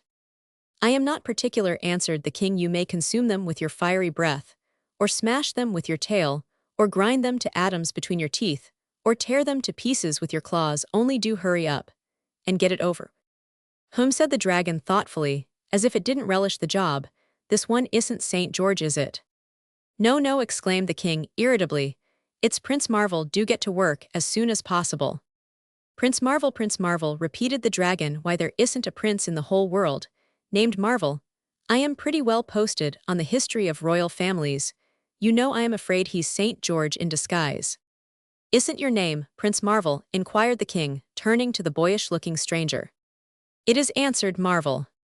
"Well, it's mighty strange. I've never heard of you," persisted the dragon. "But tell me, please, how would you prefer to be killed?" "Oh, I am not going to be killed at all," replied the prince laughing. "Do you hear that, Terabus?" asked the dragon, turning to the king. "He says he isn't going to be killed."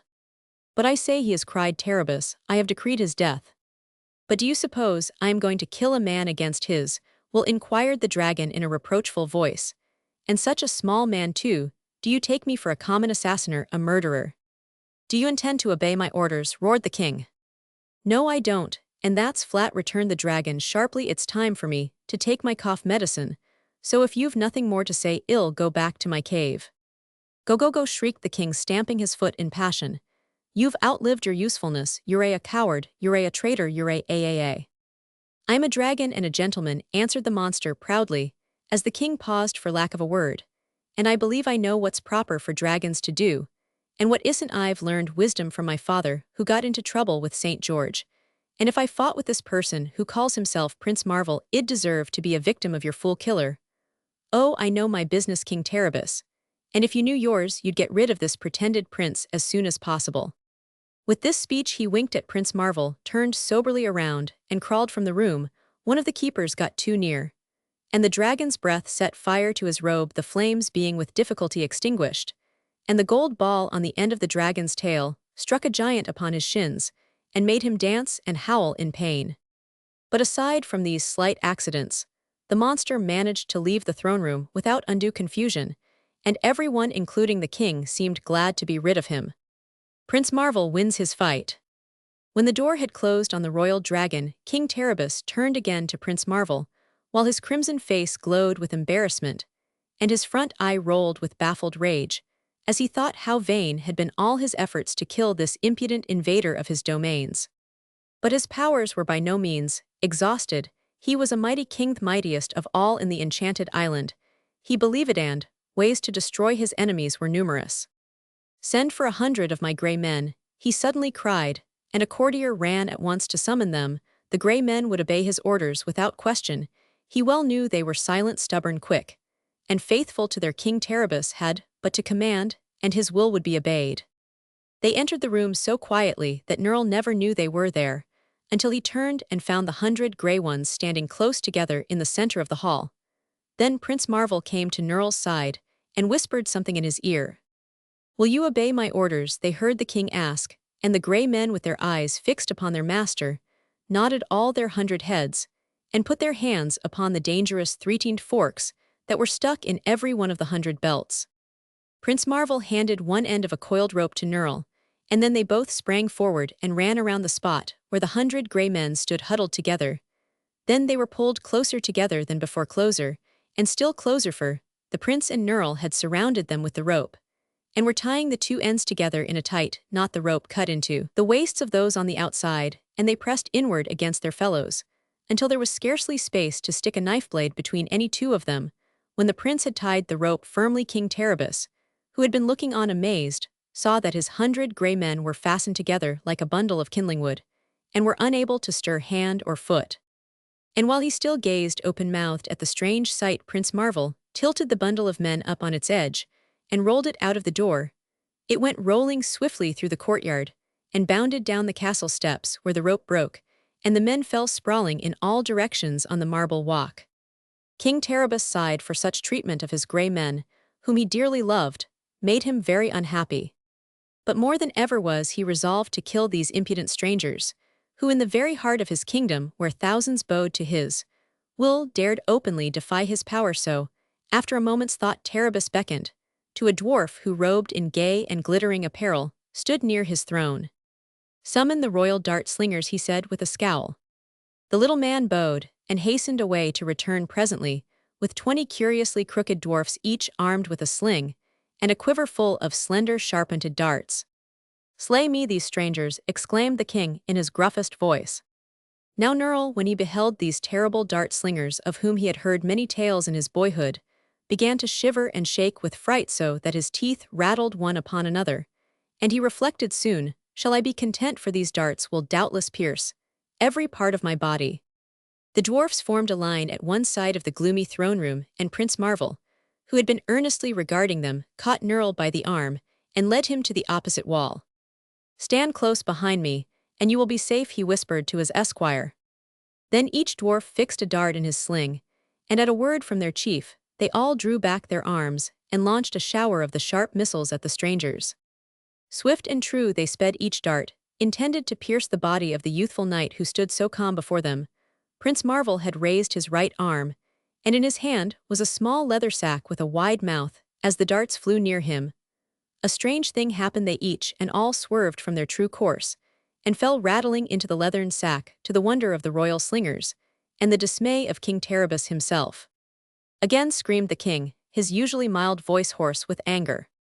So again the dwarfs cast their darts, and again the leathern sack caught them. Every one another flight followed, and yet another, till the magic sack was packed full of the darts, and not a dwarf had one remaining in his quiver.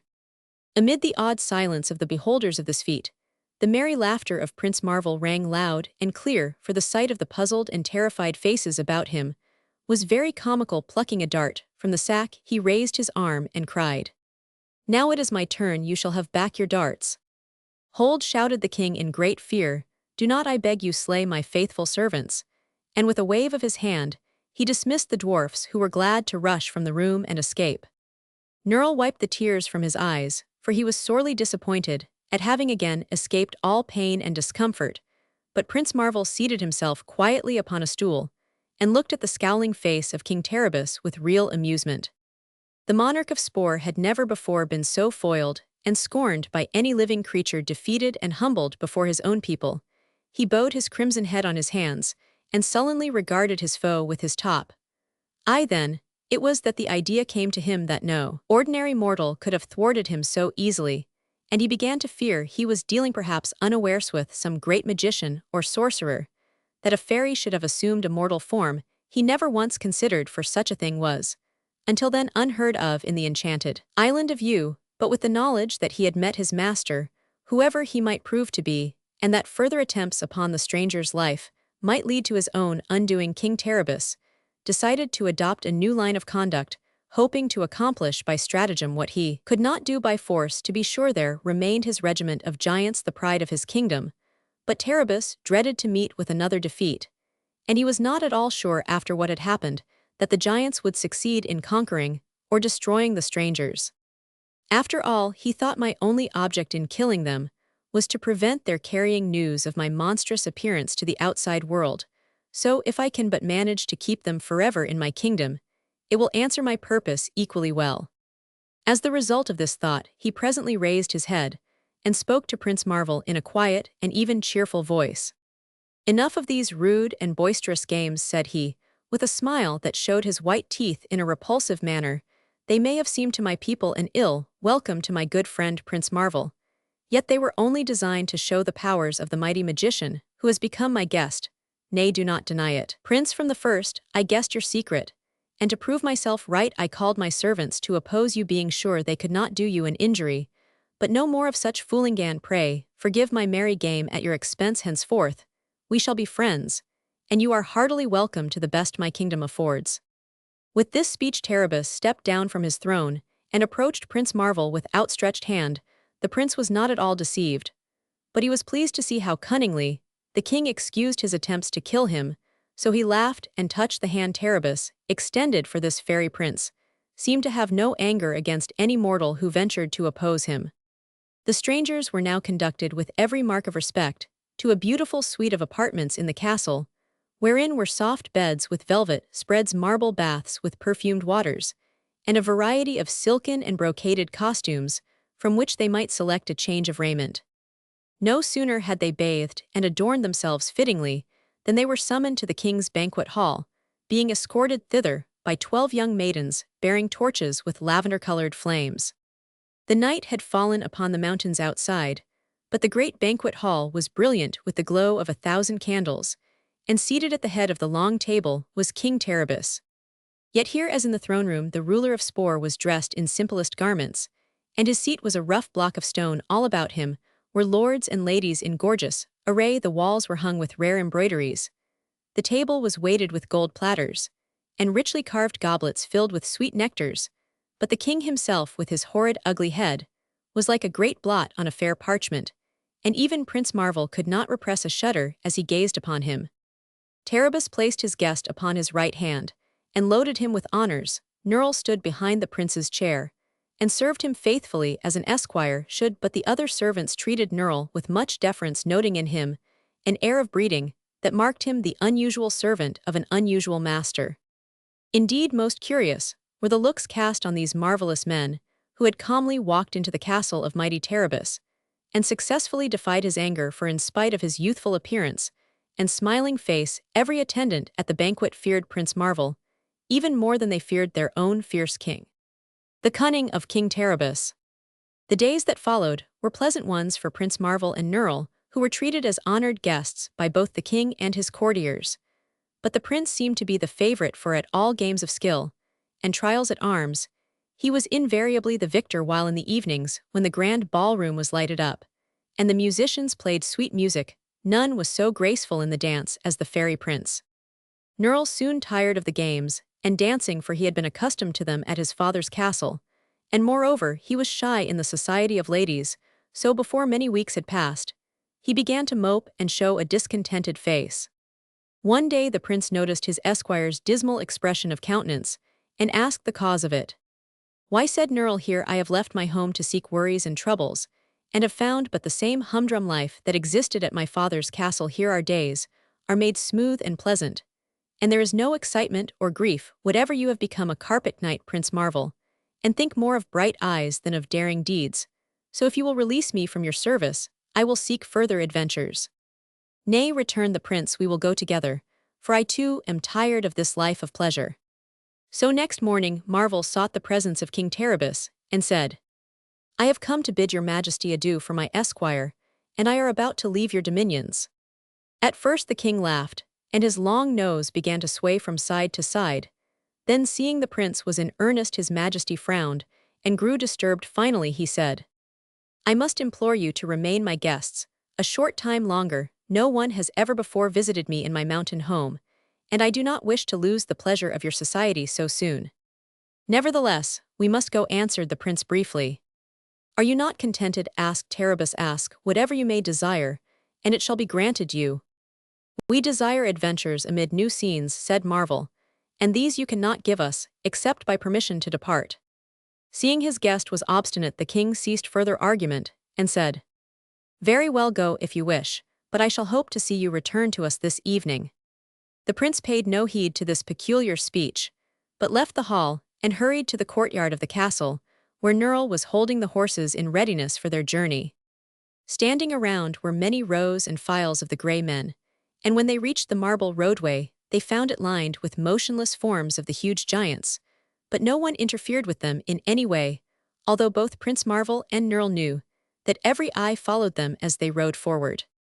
Curiously enough, they had both forgotten from what direction they had approached the castle, for whereas they had at that time noticed but one marble roadway leading to the entrance, they now saw that there were several of these, each one connecting with a path through the mountains.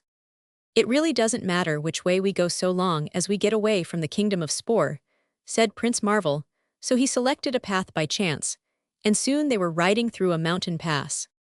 The pleased, expectant look on Nerl's face had gradually turned to one of gloom. "I hoped we should have a fight to get away," he said sadly, "and in that case I might have suffered considerable injury and pain, but no one has injured us in any way, and perhaps King Terabus is really glad to be rid of us."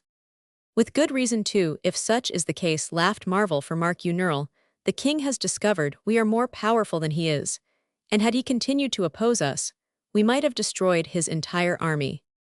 On they rode through the rough hill paths winding this way and that until they lost all sense of the direction in which they were going. "Never mind," said the prince, "so long as we get farther and farther away from the ugly Terabus, I shall be satisfied." "Perhaps we are getting into more serious danger than ever," answered Nerl, brightening. "One of the giants told me the other day that near the foot of these mountains is the kingdom of the High Kai of Tui." "Who is the High Kai of Tui?" asked Prince Marvel. "No one knows," answered Nerl. "And what is the kingdom of Tui like?" "No one knows that," answered Nerl. "Then," returned the prince with a smile, "if by chance we visit the place, we shall know more than anyone else." At noon they ate luncheon by the wayside. Nerl, having filled his pouch by stealth at the breakfast table, there were great fragments of rock lying all about them, and the sun beat down so fiercely that the heat reflected from the rocks was hard to bear, so the travelers did not linger over their meal but remounted and rode away as soon as possible when the sun began to get lower in the sky. The rocks beside the path threw the riders into shadow, so that their journey became more pleasant. They rode along paying little attention to the way, but talking and laughing merrily together, until it began to grow. "Does this path never end?" asked Prince Marvel suddenly. "We ought to reach some place where men dwell before long, else we shall be obliged to spend the night among these rocks. And then perhaps the wolves will attack us," said Nerl cheerfully, "and tear us into pieces with their sharp teeth and claws." But even as he spoke they rode around a turn in the path, and saw a sight that made them pause in astonishment, for just before them rose the castle of King Terribus, and along both sides of the marble walk leading up to it were ranged the lines of giants exactly as they had stood in the morning. Nerl turned around in his saddle. Sure enough, there were the gray men in the rear, stepping from behind every boulder and completely filling the rocky pathway. "Well, what shall we do?" asked the esquire. "Fight?" "No, indeed," returned Prince Marvel, laughing at his friend's eager face. "It appears the path we chose winds around in a circle, and so has brought us back to our starting point, so we must make the best of a bad blunder and spend another night with our ugly friend King Terribus." They rode forward through the rows of giants to the castle, where the ever-courteous servants took their horses and escorted them to their former handsome apartments with every mark of respect. No one seemed in the least surprised at their speedy return, and this fact at first puzzled Nerl and then made him suspicious. After bathing and dusting their clothing, they descended to the banquet hall, where King Terribus sat upon his gray stone throne and welcomed them with quiet courtesy. The sight of the king's crimson skin and deformed face sent a thrill of repugnance through Prince Marvel, and under the impulse of a sudden thought, he extended his hand toward Terribus and whispered a magic word which was unheard by any around him. Nerl did not notice the prince's swift gesture nor the whispered word, but he was staring straight at Terribus at the time, and he saw with surprise the eye on the top of the king's head move down toward his forehead, and the eye in the center of his forehead slide slightly toward the left, and the elephant-like nose shrink and shorten at the same time. Also, it seemed to him that the king's skin was not so crimson in color as before, and that a thin growth of hair had covered his head. However, no one else appeared to notice any change. Least of all Terribus. Nerl seated himself at the table and began to eat. "It was very kind of you to return so soon to my poor castle," said the king to Prince Marvel in his sweet voice. "We could not help it," laughed the prince in reply, "for the road wound right and left until we knew not which way we traveled, and then it finally circled around again to your castle. But tomorrow we shall seek a new path and bid you farewell forever." "Still," remarked the king gravely, "should you again miss your way, I shall be glad to welcome your return." The prince bowed politely by way of reply, and turned to address the little maiden he had once saved from death by poison, and so, in feasting, dancing, and laughter, the evening passed pleasantly enough to the prince, and it was late when he called Nerl to attend him to their apartment. The gift of beauty. The following morning Marvel and Nerl once more set out to leave the kingdom of Spore and its ugly king. They selected another pathway leading from the castle, and traveled all day, coming at nightfall into view of the place whence they had started, with its solemn rows of giants and gray men standing ready to receive them. This repetition of their former experience somewhat annoyed the prince, while Nerl's usually despondent face wore a smile. "I see trouble ahead," murmured the esquire almost cheerfully. "Since the king cannot conquer us by force, he intends to do it by sorcery." Marvel did not reply, but greeted the king quietly, while Terribus welcomed their return as calmly as if he well knew they could not escape him. That evening, the prince made another pass toward the king with his hand, and muttered again the magic word. Nerl was watching, and saw the upper eye of Terribus glide still farther down his forehead, and the other eye move again. Toward the left the swaying nose shrank to a few inches in length, and the skin that had once been so brilliantly crimson turned to a dull red color. This time the courtiers and ladies in waiting also noticed the change in the king's features, but were afraid to speak of it, as any reference to their monarch's personal appearance was by law punishable by death. Terribus saw the startled looks directed upon him, and raised his hand to feel of his nose and eyes, but thinking that if any change in his appearance had taken place, he must be uglier than before, he only frowned and turned away his head. The next day the king's guests made a third attempt to leave his dominions, but met with no better success, than before for a long and tedious ride, only brought them back to their starting place in the evening. This time Prince Marvel was really angry, and striding into the king's presence, he reproached him bitterly, saying, "Why do you prevent us from leaving your kingdom? We have not injured you in any way. You have seen me," returned Terabas calmly, "and I do not intend you shall go back to the world and tell people how ugly I am." The prince looked at him, and could not repress a smile. The two eyes of the king, having been twice removed from their first position, were now both in his forehead instead of below it, and one was much higher than the other. And the nose, although small, when compared to what it had been, still resembled an elephant's trunk. Other changes had been made for the better, but Terabas was still exceedingly repulsive to look upon. Seeing the prince look at him and smile, the king flew into a fury of anger, and declared that the strangers should never, while they lived, be permitted to leave his castle again. Prince Marvel became thoughtful at this, reflecting that the king's enmity all arose from his sensitiveness about his ugly appearance, and this filled the youthful knight with pity rather than resentment. When they had all assembled at the evening banquet, the prince for a third time made a mystic pass at the king, and whispered a magic word. And behold, this time the charm was complete, for the two front eyes of Terabas fell into their proper places, his nose became straight and well formed, and his skin took on a natural healthy color. Moreover, he now had a fine head of soft brown hair with eyebrows and eyelashes to match, and his head was shapely and in proportion to his body. As for the eye that had formerly been in the back of his head, it had disappeared completely. So amazed were the subjects of the transformed king, who was now quite handsome to look up, and that they began to murmur together excitedly, and something in the new sensations he experienced gave to the king's face likewise an expression of surprise. Knowing from their pleased looks that he must have improved in appearance, he found courage to raise his hand to his nose, and found it well formed. Then he touched his eyes, and realized they were looking straight out from his face like those of other people. For some moments after making these discoveries, the king remained motionless, a smile of joy gradually spreading over his features. Then he said aloud, "What has happened? Why do you all look so startled?" "Your Majesty is no longer ugly," replied Marvel laughingly, "so that when Nerl and I leave your kingdom, we can proclaim nothing less than praise of your dignified and handsome appearance." "Is my face indeed pleasing?" demanded the king eagerly. "It is," cried the assembled courtiers and ladies, as with one voice. "Bring me a mirror," said the king. "I shall look at my reflection for the first time in many years." The mirror being brought, King Terabas regarded himself for a long time with pleased astonishment, and then, his sensitive nature being overcome by the shock of his good fortune, he burst into a flood of tears and rushed from the room.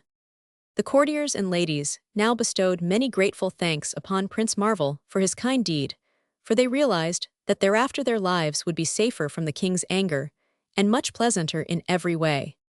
"Terabas is not bad by nature," said one, "but he brooded upon his ugliness so much that the least thing served to throw him into a violent passion, and our lives were never safe from one day to another." By and by two giants entered the hall and carried away the throne of grey stone, where Terabas had been accustomed to sit, and other slaves brought a gorgeous throne of gold, studded with precious jewels, which they put in its place. And after a time, the king himself returned to the room, his simple grey gown replaced by flowing robes of purple, with rich embroideries, such as he had not worn for many years. "My people," said he, addressing those present with kindness and dignity, "it seems to me fitting that a handsome king should be handsomely attired, and an ugly one clothed simply. For years I have been so terrible in feature that I dared not even look at my own image in a mirror, but now, thanks to the gracious magic of my guest, I have become like other men, and hereafter you will find my rule as kind as it was formerly cruel. Tonight, in honor of this joyous occasion, we shall feast and make merry, and it is my royal command that you all do honor and reverence to the illustrious Prince Marvel." A loud shout of approval greeted this speech, and the evening was merry indeed. Terabas joined freely in the revelry, laughing as gaily as the lightest-hearted damsel present. It was nearly morning before they all retired, and as they sought their beds, Nerl asked the prince in a voice that sounded like an ill-natured growl, "Why did you give the king beauty after his treatment of us?" Marvel looked at the reproachful face of his esquire and smiled. "When you are older," said he, "you will find that often there are many ways to accomplish a single purpose. The king's ugliness was the bar to our leaving his country, for he feared our gossip, so the easiest way for us to compass our escape was to take away his reason for detaining us. Thus I conquered the king in my own way, and at the same time gained his gratitude and friendship. Will he allow us to depart in the morning? Inquired Nerl. I think so, said Marvel. It was late when they rose from their slumbers, but having breakfasted, the prince's first act was to seek the king. We wish to leave your kingdom, said he. Will you let us go? Terabus grasped the hand of his guest and pressed it with fervor, while tears of gratitude stood in his eyes. I should prefer that you remain with me always and be my friend, he answered. But if you choose to leave me, I shall not interfere in any way with your wishes. Prince Marvel looked at him thoughtfully, and then said, my time on this island is short. In a few months Prince Marvel will have passed out of the knowledge of men, and his name will be forgotten. Before then, I hope to visit the kingdoms of Donna and Authorial and Plenta, so I must not delay, but beg you will permit me to depart at once. Very well, answered Terabus, come with me, and I shall show you the way. He led the prince and Nerl to a high wall of rock, and placing his hand upon its rough surface, touched a hidden spring. Instantly, an immense block of stone began to swing backward, disclosing a passage large enough for a man on horseback to ride through. This is the one road that leads out of my kingdom, said Terabus. The others all begin and end at the castle, so that unless you know the secret of this passage you could never escape from Spore. But where does this road lead? Asked Marvel. To the kingdom of Authorial, which you desire to visit. It is not a straight road, for it winds around the land of Twee, so it will carry you a little out of your way. What is the land of Twee? Inquired the prince. A small country hidden from the view of all travelers, said Terabus. No one has ever yet found a way to enter the land of Twee, yet there is a rumor that it is ruled by a mighty personage called the High Kai. And does the rumor state what the High Kai of Twee is like? No, indeed, returned the king, smiling, so it will do you no good to be curious. And now farewell, and may good luck attend you, yet bear in mind the fact that King Terabus of Spore owes you a mighty debt of gratitude, and if you ever need my services, you have but to call on me and I shall gladly come to your assistance. I thank you, said Marvel, but there is small chance of my needing help. Farewell, and may your future life be pleasant and happy. With this he sprang to the saddle of his prancing charger, and followed by Nerl, rode slowly through the stone arch.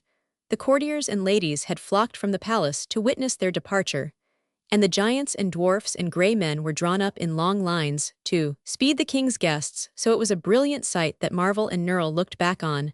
But once they were clear of the arch, the great stone rolled back into its place, shutting them out completely from the kingdom of Spore with its turreted castle and transformed king.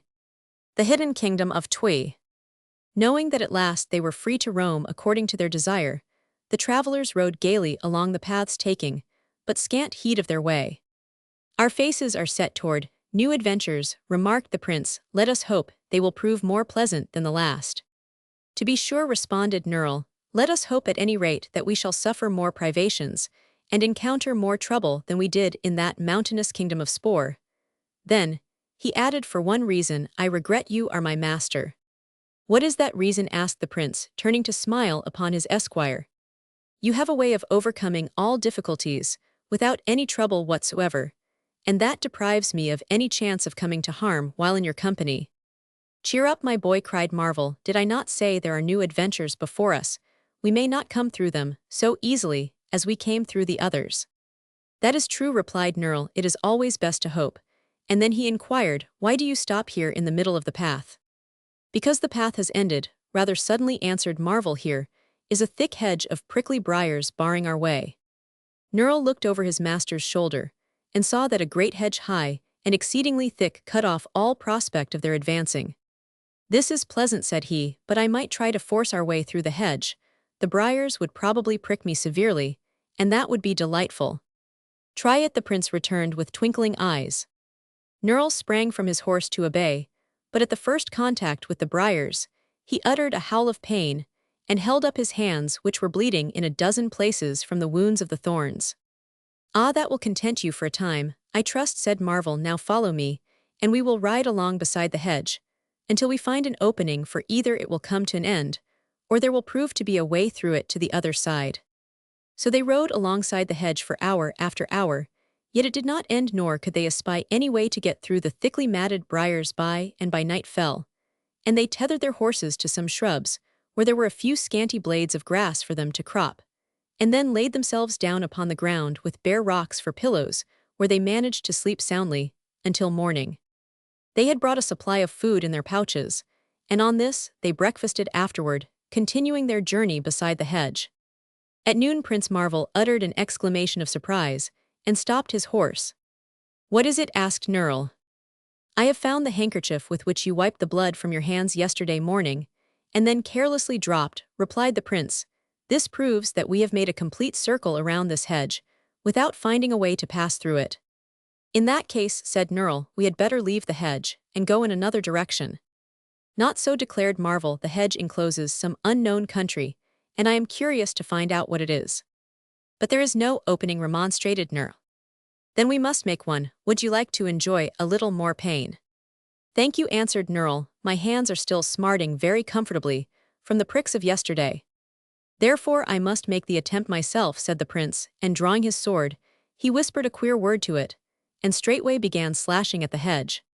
The brambles fell fast before his blade, and when he had cut a big heap of branches from the hedge, Nerl dragged them to one side, and the prince began again.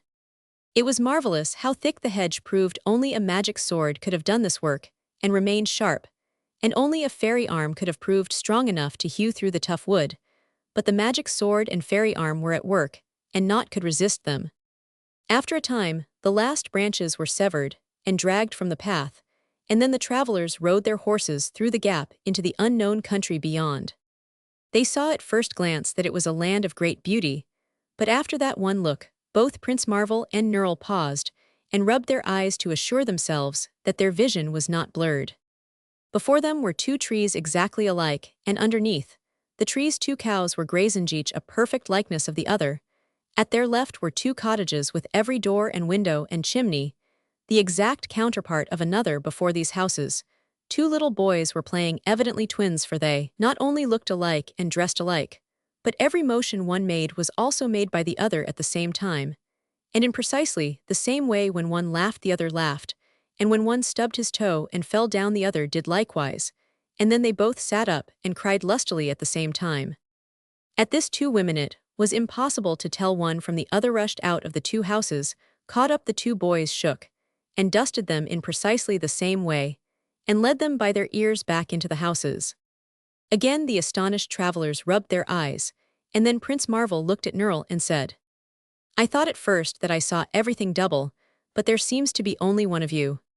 "And of you," answered the boy, "but see, there are 2 hills ahead of us, and 2 paths lead from the houses over the hills. How strange it all is."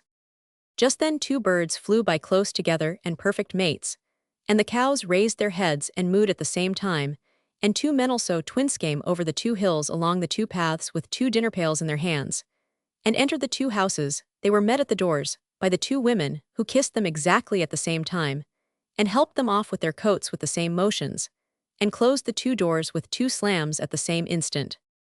Nerl laughed. "What sort of country have we got into?" he asked. "Let us find out," replied the prince, and riding up to one of the houses, he knocked on the door with the hilt of his sword. Instantly the doors of both houses flew open, and both men appeared in the doorways. Both started back in amazement at sight of the strangers, and both women shrieked, and both little boys began to cry. Both mothers boxed the children's ears, and both men gasped out, "How ho are you?" Their voices were exactly alike, and their words were spoken in unison. Prince Marvel replied courteously, "We are 2 strangers who have strayed into your country, but I do not understand why our appearance should so terrify you." "Why, you are singular, there is only half of each of you," exclaimed the 2 men together. "Not so," said the prince, trying hard not to laugh in their faces. "We may be single, while you appear to be double, but each of us is perfect nevertheless." "Perfect, and only half of you," cried the men, and again the 2 women who were looking over their husbands' shoulders screamed at sight of the strangers, and again the 2 boys, who were clinging to their mothers' dresses in the same positions, began to cry. "We did not know such strange people existed," said the 2 men, both staring at the strangers, and then wiping the beads of perspiration from their 2 brows with 2 faded yellow handkerchiefs. "Nor did we," retorted the prince. "I assure you, we are as much surprised as you are." Nerl laughed again at this, and to hear only one of the strangers speak, and the other only laugh, seemed to terrify the double people anew. So Prince Marvel quickly asked, "Please tell us what country this is." The land of Twi, answered both men together. Oh, the land of Twi, and why is the light here so dim? Continued the prince. Dim, repeated the men, as if surprised. Why, this is twilight, of course. Of course, said Nerl, I hadn't thought of that. We are in the long hidden land of Twi, which all men have heard of, but no man has found before. And who may you be? Questioned the prince, looking from one man to the other curiously. We are Twi's, they answered. Twice. Twice inhabitants of Twi. It's the same thing, laughed Nerl, you see everything twice in this land. Are none of your people single? Asked Prince Marvel. Single, returned the men, as if perplexed. We don't understand. Are you all doublier? Are some of you just one? Said the prince, who found it difficult to put his question plainly. What does one mean? Asked the men. There is no such word as one in our language. They have no need of such a word, declared. We are only poor laborers, explained the men. But over the hills lie the cities of Twi, where the Kai and the Kai Kai dwell, and also the High Kai. Ah, said Marvel, I've heard of your High Kai. Who is he? The men shook their heads together, and with the same motion.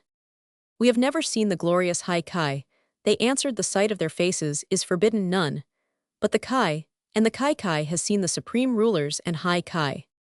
I am getting mixed, said Nerl, all this about the Kai and the Kai Kai, and the High Kai makes me dizzy. Let's go on to the city and explore it. That is a good suggestion, replied the prince. Goodbye, my friends, he added, addressing the men. They both bowed, and although they still seemed somewhat frightened, they answered him civilly and in the same words, and closed their doors at the same time.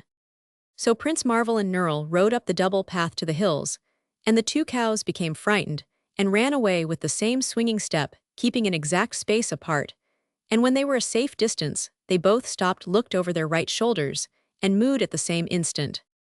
The Kai and the Kai Kai. From the tops of the hills, the travelers caught their first glimpse of the wonderful cities of Twi. Two walls surrounded the cities, and in the walls were two gates just alike. Within the enclosures stood many houses, but all were built in pairs, from the poorest huts to the most splendid palaces. Every street was double the pavements. Running side by side, there were two lampposts on every corner, and in the dim twilight that existed, these lampposts were quite necessary. If there were trees or bushes anywhere, they invariably grew in pairs, and if a branch was broken on one, it was sure to be broken on the other, and dead leaves fell from both trees at identically the same moment. Much of this Marvel and Nerl learned after they had entered the cities, but the view from the hills showed plainly enough that the double plan existed everywhere, and in every way in this strange land. They followed the paths down to the gates of the walls, where two pairs of soldiers rushed out, and seized their horses by the bridles. These soldiers all seemed to be twins, or at least mates, and each one of each pair was as like the other as are two peas growing in the same pod. If one had a red nose, the other's was red in the same degree. And the soldiers that held the bridles of Nerl's horse both had their left eyes bruised and blackened, as from a blow of the same force. These soldiers, as they looked upon Nerl and the prince, seemed fully as much astonished, and certainly more frightened, than their prisoners. They were dressed in bright yellow uniforms with green buttons, and the soldiers who had arrested the prince had both torn their left coat sleeves, and had patches of the same shape upon the seats of their trousers. How dare you stop us, fellows? Asked the prince sternly. The soldiers holding his horse both turned and looked inquiringly at the soldiers holding Nerl's horse, and these turned to look at a double captain who came out of two doors in the wall and walked up to them. Such things were never before heard of, said the two captains, their startled eyes fixed upon the prisoners. We must take them to the Kai and the Kai Kai. Why so? Asked Prince Marvel. Because, replied the officers, they are our rulers under grace of the High Kai, and all unusual happenings must be brought to their notice. It is our law, you know, law of the kingdom of Twi. Very well, said Marvel, quietly take us where you will, but if any harm is intended us, you will be made to regret it. The Kai and the Kai Kai will decide, returned the captains gravely, their words sounding at the same instant. And then the two pairs of soldiers led the horses through the double streets, the captains marching ahead with drawn swords, and crowds of twin men and twin women coming from the double doors of the double houses to gaze upon the strange sight of men and horses who were not double.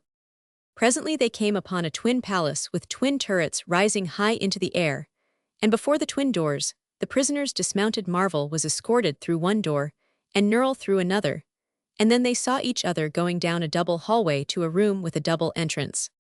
Passing through this, they found themselves in a large hall with two domes set side by side in the roof. The domes were formed of stained glass, and the walls of the hall were ornamented by pictures in pairs, each pair showing identically the same scenes. This was of course reasonable enough in such a land, where two people would always look at two pictures at the same time, and admire them in the same way with the same thoughts. Beneath one of the domes stood a double throne on which sat the Kai of Twi, a pair of grey-bearded and bald-headed men, who were lean and lank, and stoop-shouldered. They had small eyes black, and flashing long-hooked noses, great pointed ears, and they were smoking two pipes from which the smoke curled in exactly the same circles and clouds. Beneath the other dome sat the Kai of Twi, also on double thrones similar to those of the Kai.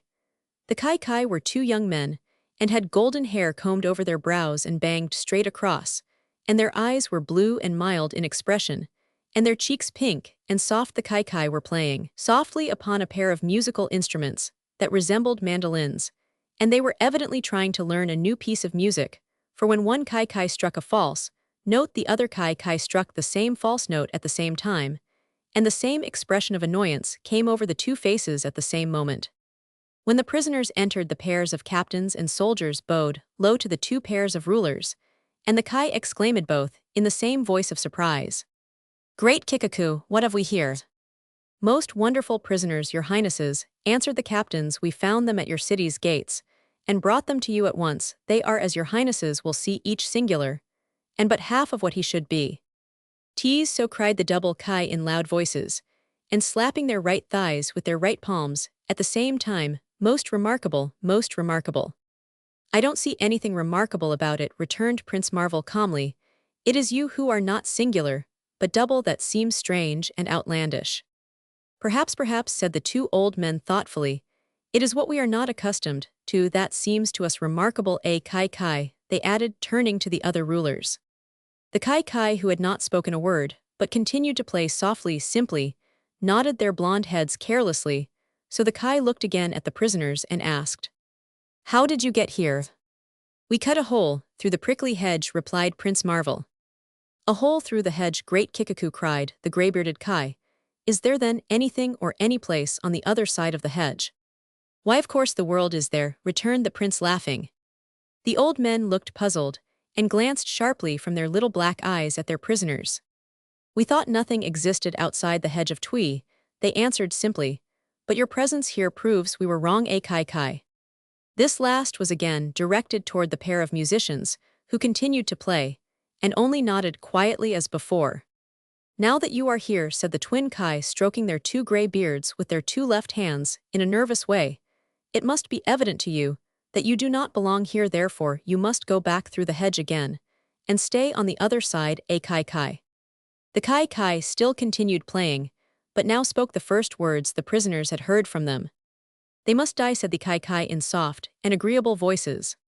"Die!" echoed the twin Kai. "Die, Great Kikaku, and why so?" "Because if there is a world on the other side of the hedge, they would tell on their return all about the land of Twi, and others of their kind would come through the hedge from curiosity, and annoy us. We cannot be annoyed, we are busy." Having delivered this speech, both the Kai went on playing the new tune, as if the matter was settled. "Nonsense," retorted the old Kai angrily. "You are getting more and more bloodthirsty every day. Our sweet and gentle Kai. But we are the kind. We say the prisoners shall not die." "We say they shall," answered the youthful Kai, nodding their two heads at the same time, with a positive motion. "You may be the Kai, but we are the Kai and your superior." "Not in this case," declared the old men. "Where life and death are concerned, we have equal powers with you." "And if we disagree?" asked the players gently. "Great Kikaku, if we disagree the high Kai must judge between us," roared the twin Kai excitedly. "Quite so," answered the Kai, "the strangers shall die." "They shall not die," stormed the old men with fierce gestures toward the others, while both pairs of black eyes flashed angrily. "Then we disagree, and they must be taken to the high Kai," returned the blonde musicians, beginning to play another tune. The two Kai rose from their thrones, paced 2 steps to the right and 3 steps to the left, and then sat down again. "Very well," they said to the captains, who had listened unmoved to the quarrel of the rulers, "keep these half-men safe prisoners until tomorrow morning, and then the Kai and we ourselves will conduct them to the mighty high Kai. At this command, the twin captains bowed again to both pairs of rulers, and led Prince Marvel and Nerl from the room. Then they were escorted along the streets to the twin houses of the captains, and here the officers paused and scratched their left ears with uncertain gestures. There being only half of each of you, they said, we do not know how to lock each of you in double rooms. Oh, let us both occupy the same room, said Prince Marvel, we prefer it. Very well, answered the captains, we must transgress our usual customs, in any event, so you may as well be lodged as you wish. So Nerl and the prince were thrust into a large and pleasant room of one of the twin houses. The double doors were locked upon them by twin soldiers, and they were left to their own thoughts. The High Kai of Twi. Tell me, prince, are we awake or asleep? Asked Nerl as soon as they were alone. There is no question of our being awake, replied the prince with a laugh. But what a curious country it is, and what a funny people.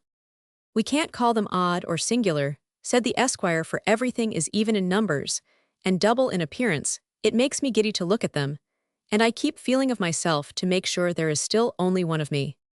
You are but half a boy, laughed the prince, at least so long as you remain in the land of Twi. I'd like to get out of it in double quick time, answered Nerl, and we should even now be on the other side of the hedge, were it not for that wicked pair of Kai who are determined to kill us. It is strange, said the prince thoughtfully, that the fierce-looking old Kai should be our friends, and the gentle Kai our enemies. How little one can tell from appearances what sort of heart beats in a person's body. Before Nerl could answer, the two doors opened, and two pairs of soldiers entered. They drew two small tables before the prince and two before Nerl. And then other pairs of twin soldiers came and spread cloths on the tables, and set twin platters of meat and bread, and fruit on each of the tables. When the meal had been arranged, the prisoners saw that there was enough for 4 people, instead of 2, and the soldiers realized this also, for they turned puzzled looks first on the tables, and then on the prisoners. Then they shook all their twin heads gravely, and went away, locking the twin doors behind them. We have one advantage in being singular, said Nerl cheerfully, and that is we are not likely to starve to death, for we can eat the portions of our missing twins as well as our own. I should think you would enjoy starving, remarked the prince. No, I believe I have more exquisite suffering in store for me, since I have met that gentle pair of Kai, said Nerl. While they were eating, the two captains came in and sat down in 2 chairs. These captains seemed friendly fellows, and after watching the strangers for a while, they remarked, we are glad to see you able to eat so heartily, for tomorrow you will probably die. That is by no means certain, replied Marvel, cutting a piece from one of the twin birds on a platter before him, to the extreme surprise of the captains, who had always before seen both birds carved alike at the same time. Your gray-bearded old Kai say we shall not die. True, answered the captains, but the Kai have declared you shall. Their powers seem to be equal, said Nerl, and we are to be taken before the High Kai for judgment. Therein lies your danger, returned the captains, speaking in the same tones, and with the same accents on their words, for it is well known, the Kai has more influence with the High Kai than the Kai has. Hold on, cried Nerl, you are making me dizzy again. I can't keep track of all these kiss. What is the High Kai like? Asked Prince Marvel, who was much interested in the conversation of the captains. But this question the officers seemed unable to answer. They shook their heads slowly and said, the High Kai are not visible to the people of Twi. Only in cases of the greatest importance are the High Kai ever bothered or even approached by the Kai, and the Kai who are supposed to rule the land according to their own judgment. But if they chance to disagree, then the matter is carried before the High Kai, who live in a palace, surrounded by high walls, in which there are no gates. Only these rulers have ever seen the other side of the walls, or know what the High Kai are like. That is strange, said the prince, but we ourselves, it seems, are to see the High Kai tomorrow, and whoever they may chance to be, we hope to remain alive after the interview. That is a vain hope, answered the captains, for it is well known that the High Kai usually decide in favor of the Kai, and against the wishes of the old Kai. That is certainly encouraging, said Nerl. When the captains had gone, and left them to themselves, the esquire confided to his master his expectations in the following speech. This High Kai sounds something terrible and fierce in my ears, and as they are doubtless a pair, they will be twice terrible and fierce. Perhaps his royal doublets will torture me most exquisitely before putting me to death, and then I shall feel that I have not lived in vain. They slept in comfortable beds, That night, although an empty twin bed stood beside each one they occupied, and in the morning they were served another excellent meal, after which the captains escorted them again to the twin palaces of the Kai and the Kai Kai. There the two pairs of rulers met them, and headed the long procession of soldiers. Toward the palace of the High Kai first came a band of music, in which many queer sorts of instruments were played in pairs by twin musicians, and it was amusing to Nerl to see the twin drummers roll their twin drums exactly at the same time, and the twin trumpets peal out twin notes, after the band marched the double Kai Kai and the double Kai. Their four bodies side by side in a straight line, the Kai Kai had left their musical instruments in the palace, and now wore yellow gloves with green stitching down the backs and swung gold-headed canes. Jauntily, as they walked, the Kai stooped their aged shoulders and shuffled along with their hands in their pockets, and only once did they speak, and that was to roar great kikaku when the Kai Kai jabbed their canes down on the kissed toes. Following the Kai Kai and the Kai came the prince and Nerl, escorted by the twin captains, and then there were files of twin soldiers bringing up the rear. Crowds of twin people with many twin children amongst them turned out to watch the unusual display, and many pairs of twin dogs barked together in unison and snapped at the heels of the marching twin soldiers. By and by they reached the great wall surrounding the High Kiss Palace, and sure enough there was never a gate in the wall by which any might enter. But when the Kai and the Kai Kai had blown a shrill signal upon two pairs of whistles, they all beheld two flights of silver steps begin to descend from the top of the wall, and these came nearer and nearer the ground until at last they rested at the feet of the Kai. Then the old men began ascending the steps carefully and slowly, and the captains motioned to the prisoners to follow, so Prince Marvel followed one of the Kai up the steps, and Nerl the other Kai, while the two Kai Kai came behind them, so they could not escape.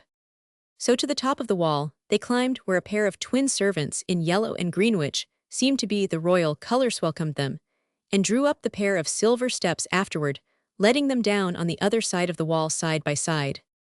They descended in the same order as they had mounted to the top of the wall, and now Prince Marvel and Nerl found themselves in a most beautiful garden filled with twin beds of twin flowers, with many pairs of rare shrubs. Also, there were several double statuettes on pedestals and double fountains, sending exactly the same sprays of water, the same distance into the air. Double walks ran in every direction through the garden, and in the center of the enclosure stood a magnificent twin palace built of blocks of white marble, exquisitely carved. The Kai and the Kai Kai at once led their prisoners toward the palace, and entered at its large arched double doors, where several pairs of servants met them. These servants they found were all dumb, so that should they escape from the palace walls, they could tell no tales of the High Kai. The prisoners now proceeded through several pairs of halls winding this way and that, and at last came to a pair of golden double doors, leading into the throne room of the mighty High Kai. Here they all paused, and the Kai Kai both turned to the prince and Nerl and said, "You are the only persons excepting ourselves and the palace servants who have ever been permitted to see the High Kai of Tui. As you are about to die, that does not matter. But should you by any chance be permitted to live, you must never breathe a word of what you are about to see, under penalty of a sure and horrible death." The prisoners made no reply to this speech, and after the two Kai Kai had given them another mild look from their gentle blue eyes, these officials clapped their twin hands together, and the doors of gold flew open. A perfect silence greeted them, during which the double Kai and the double Kai Kai bent their four bodies low and advanced into the throne room, followed by Prince Marvel and Nerl.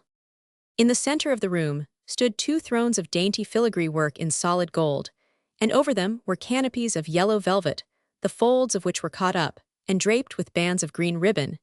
And on the thrones were seated two of the sweetest and fairest little maidens that mortal man had ever beheld. Their lovely hair was fine as a spider's web, their eyes were kind and smiling, their cheeks soft, and dimpled, their mouths shapely as a cupid's bow, and tinted like the petals of a rose. Upon their heads were set two crowns of fine spun gold worked into fantastic shapes, and set with glittering gems.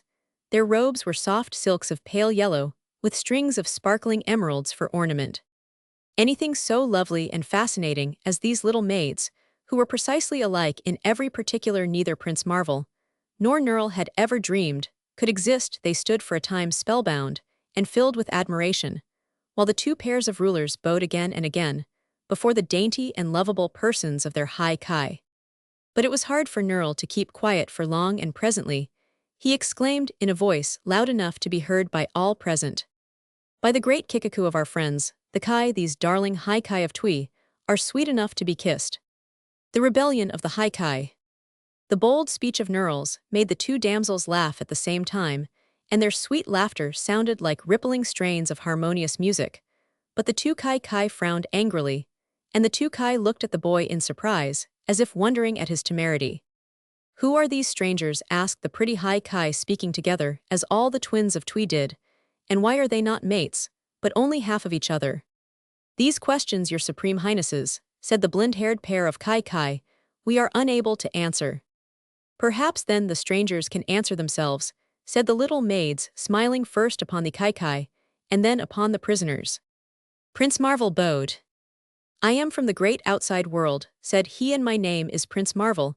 Until now I have never seen people that live in pairs, and speak in unison and act in the same way, and think the same thoughts. My world is much bigger than your world, and in it, every person is proud to think and act for himself. You say I am only a half, but that is not so. I am perfect without a counterpart.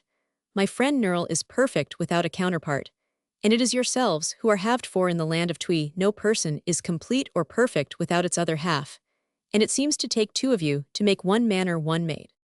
The sweet faces of the twin high kai grew thoughtful at this speech, and they said, "Indeed it may be you are right, but it is our custom in Twi to do everything double, and to live double."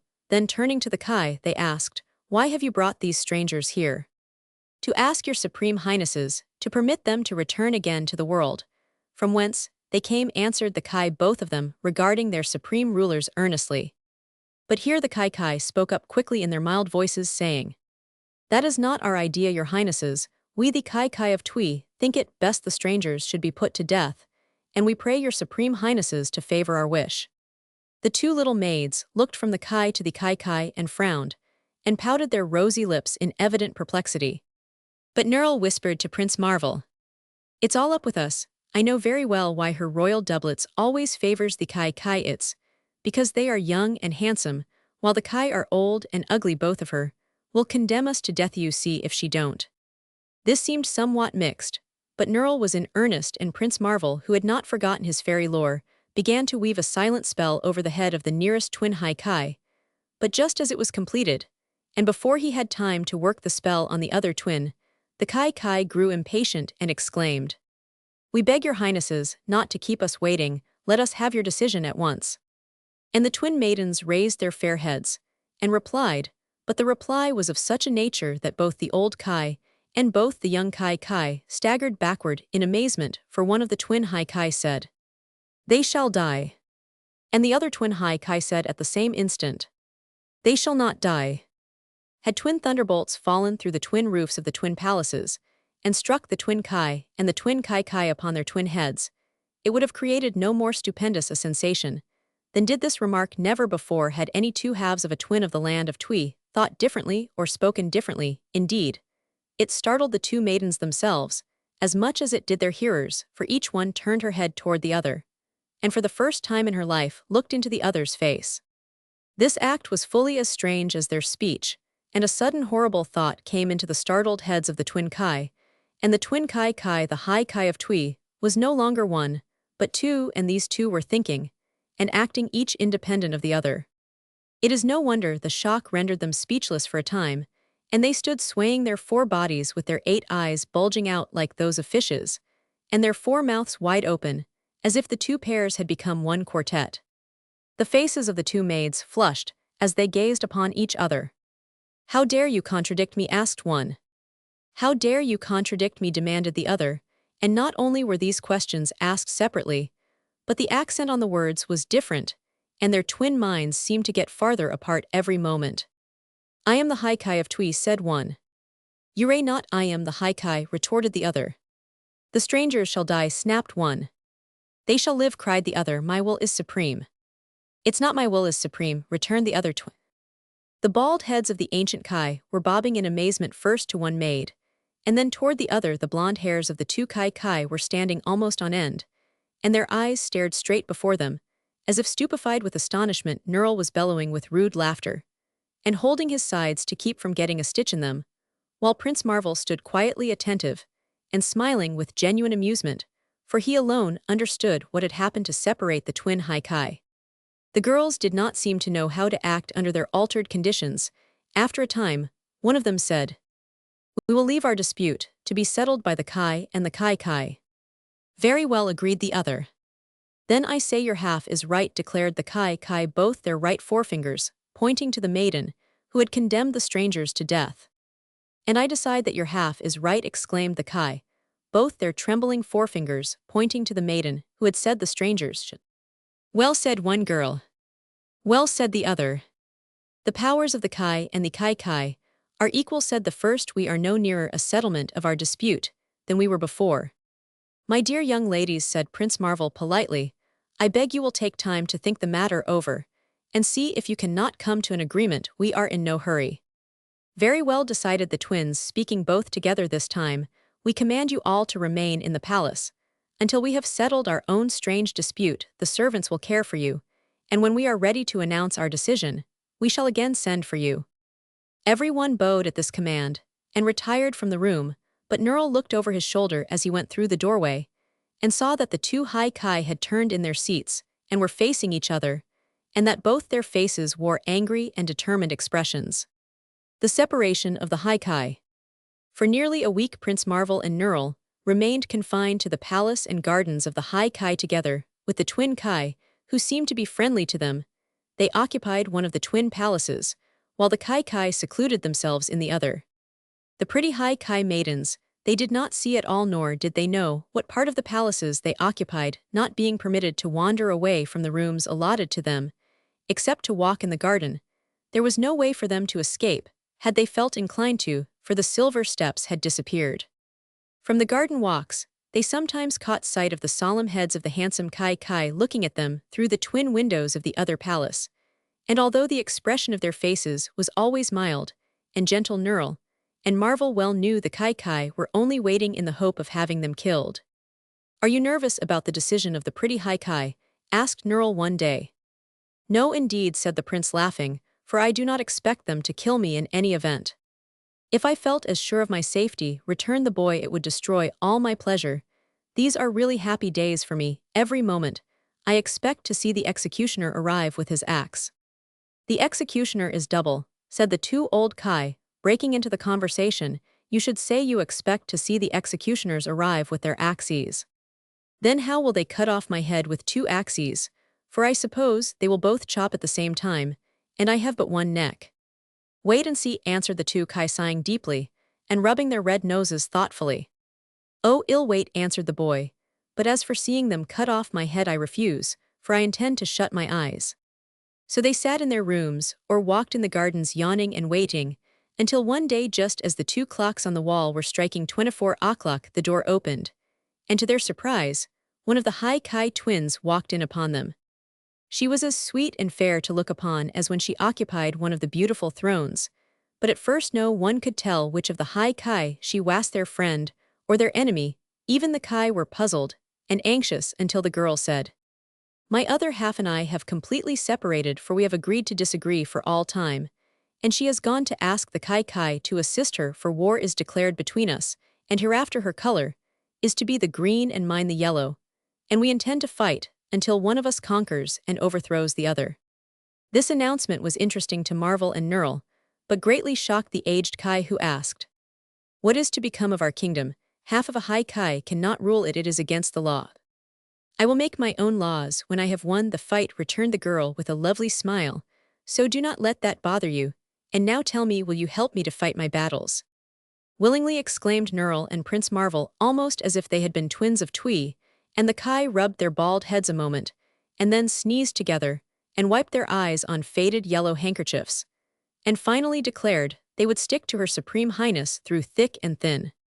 "Then go over the wall to the cities at once, and get together all the soldiers to fight for me and my cause," commanded the girl.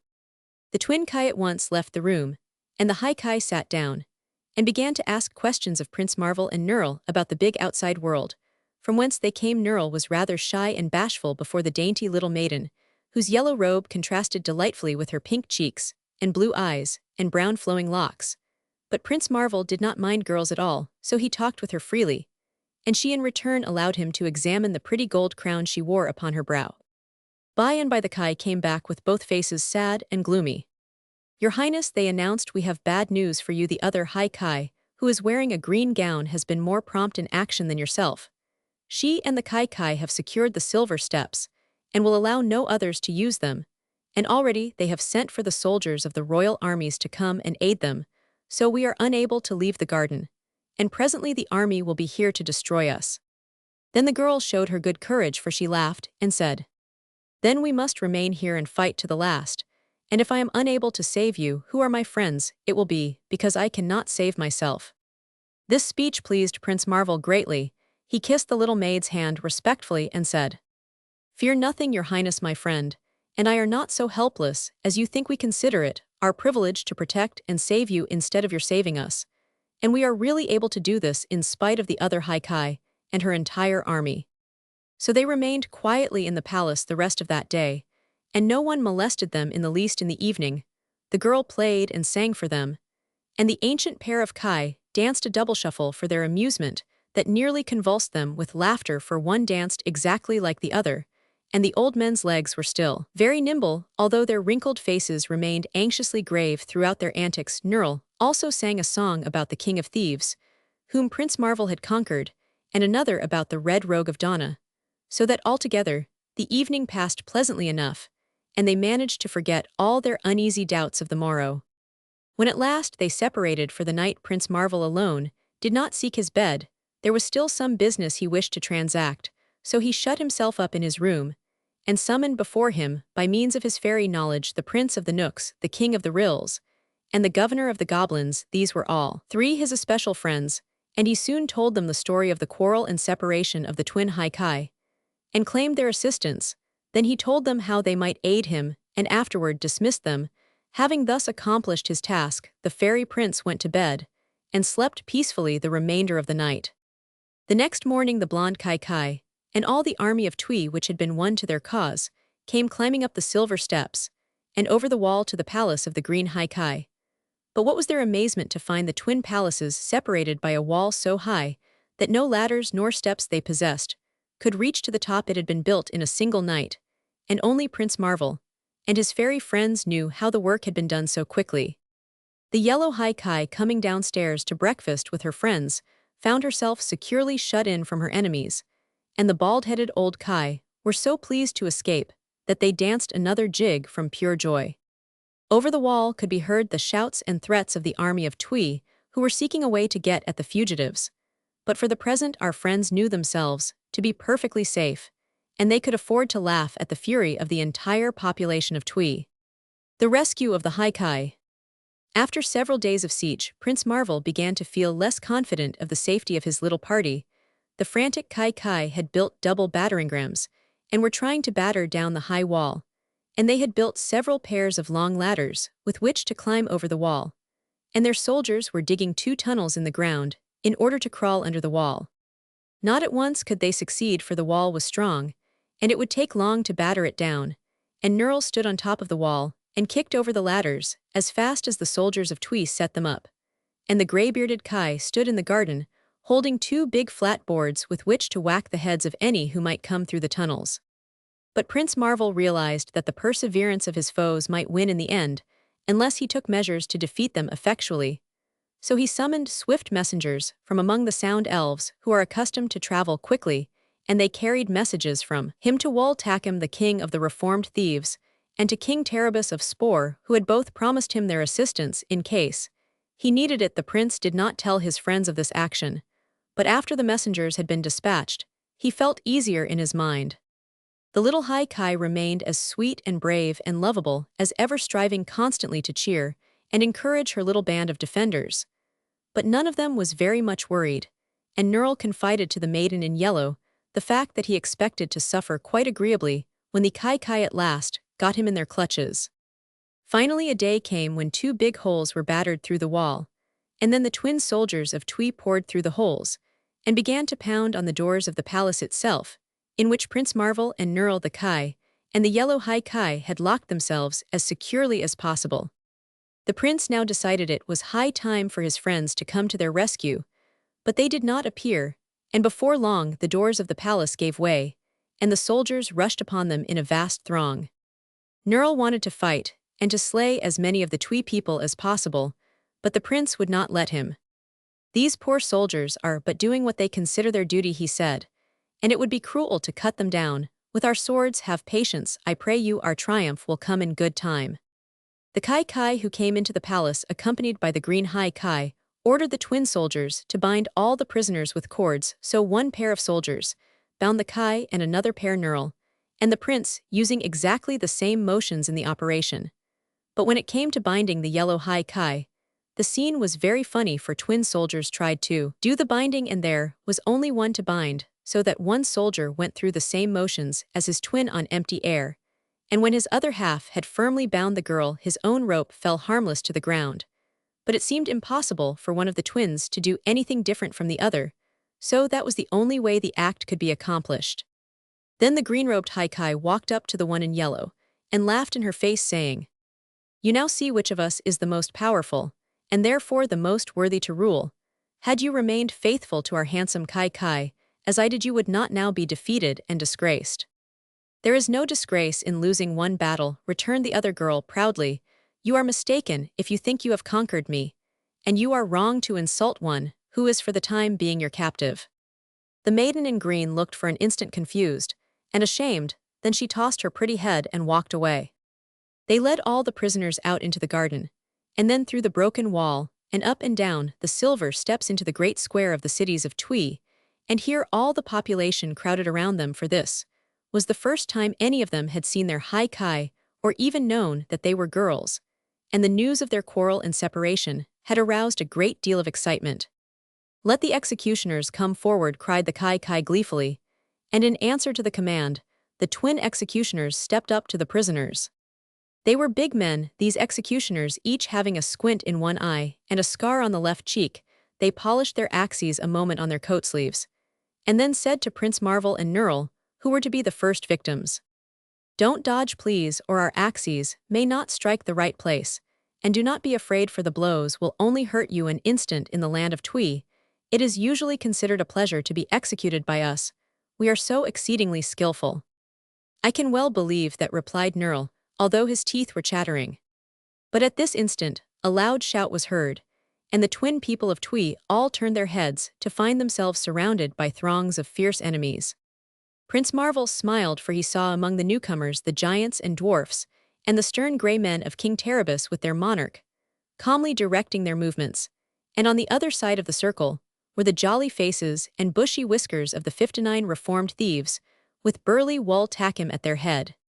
The reunion of the Kai. The twins of Twee were too startled and amazed to offer to fight with the odd people surrounding them. Even the executioners allowed their axes to fall harmlessly to the ground, and the double people, soldiers and citizens alike, turned to stare at the strangers in wonder. "We're here," Prince yelled, Wool Takim, his bristly beard showing over the heads of those who stood between. "Thank you," answered Prince Marvel. "And the men of Spore are here," added King Terabus, who was mounted on a fine milk-white charger, richly caparisoned. "I thank the men of Spore," returned Prince Marvel graciously. "Shall we cut your foes into small pieces, or would you prefer to hang them?" questioned the king of the reformed thieves, loudly enough to set most of his hearers shivering. But now the little maid in yellow stepped up to Prince Marvel, and regarding the youthful knight with considerable awe said sweetly, "I beg you will pardon my people, and spare them. They are usually good and loyal subjects, and if they fought against Mether, lawful High Kiat, was only because they were misled by my separation from my other half." "That is true," replied the prince, "and as you are still the lawful High Kai of Twee, I will leave you to deal with your own people as you see fit, for those who have conquered your people are but your own allies and are still under your orders, as I am myself." Hearing this, the green High Kai walked up to her twin High Kai and said boldly, "I am your prisoner. It is now your turn. Do with me as you will." "I forgive you," replied her sister in kindly tones. Then the little maid, who had met with defeat, gave a sob and turned away weeping, for she had expected anything but forgiveness. And now the Kai came forward, and bowing their handsome blonde heads before the High Kai demanded, "Are we forgiven also?"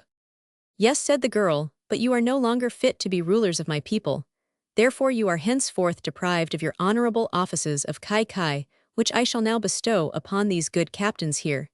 And she indicated the good-natured officers, who had first captured the prince and Nerl. The people of Tui eagerly applauded this act, for the captains were more popular with them than the former Kai. But the blonde ones both flushed with humiliation and anger and said, "The captains fought against you, even as we Roman 999. Yet the captains only obeyed your orders," returned the Kai, "so I hold them blameless." "And what is to become of us?" now asked the former Kai.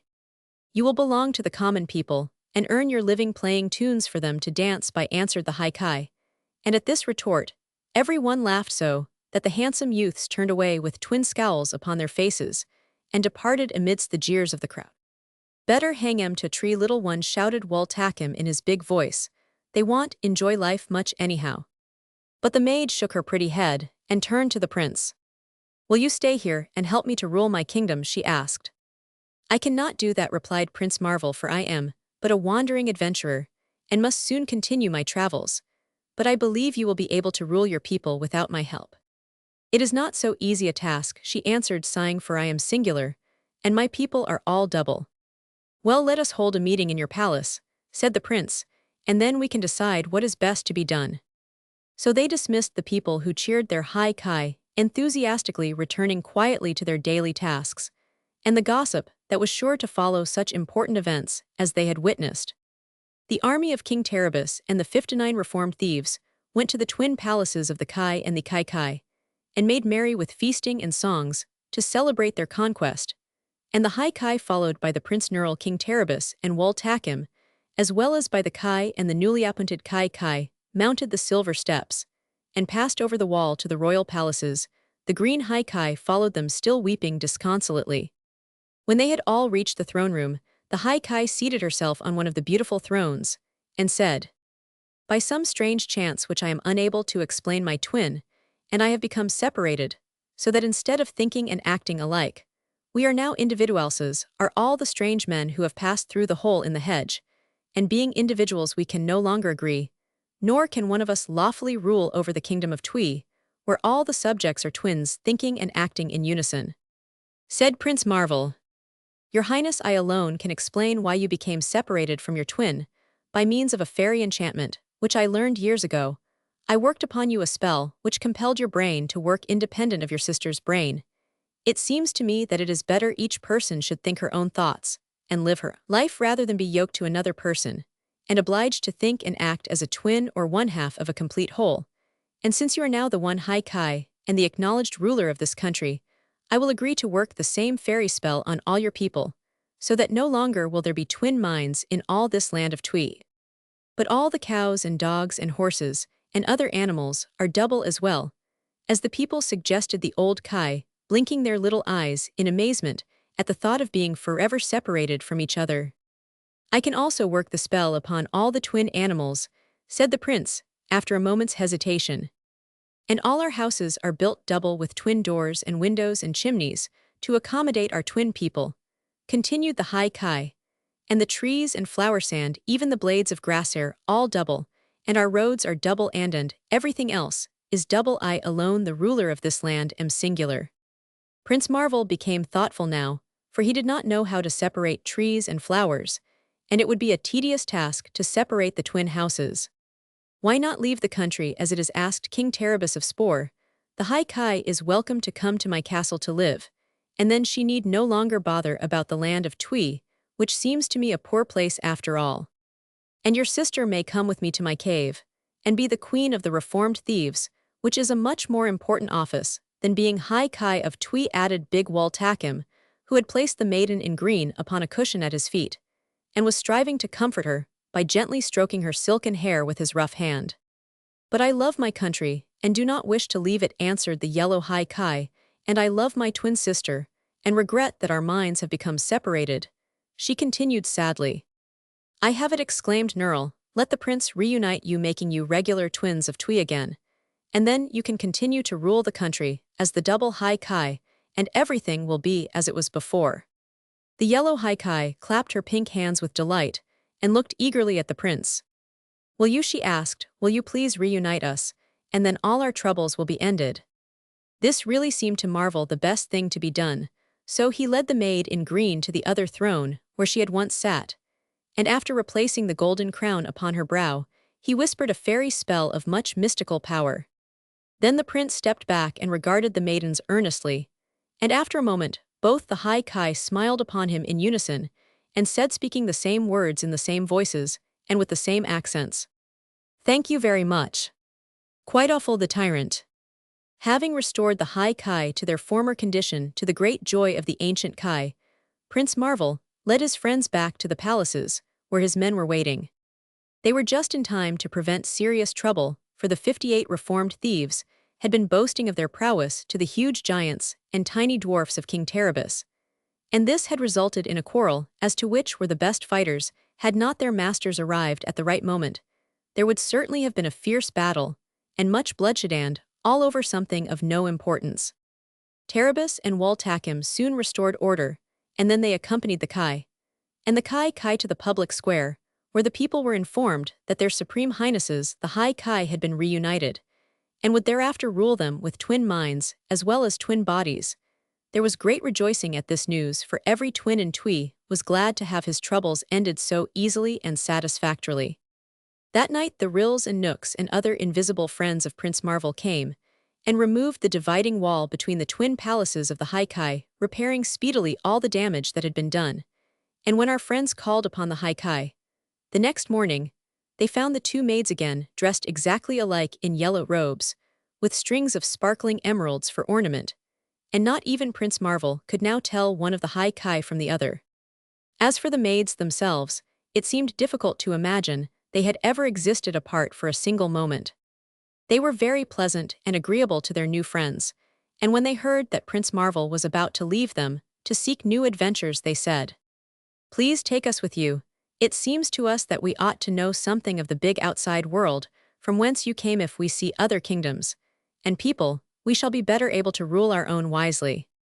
"That seems reasonable," answered Marvel, "and I shall be very glad to have you accompany me, but who will rule the land of Twi in your absence?" "The Kai shall be the rulers," answered the High Kai, "and we will take the Kai with us." "Then I will delay my departure until tomorrow morning," said the prince, "in order that your highnesses may have time to prepare for the journey."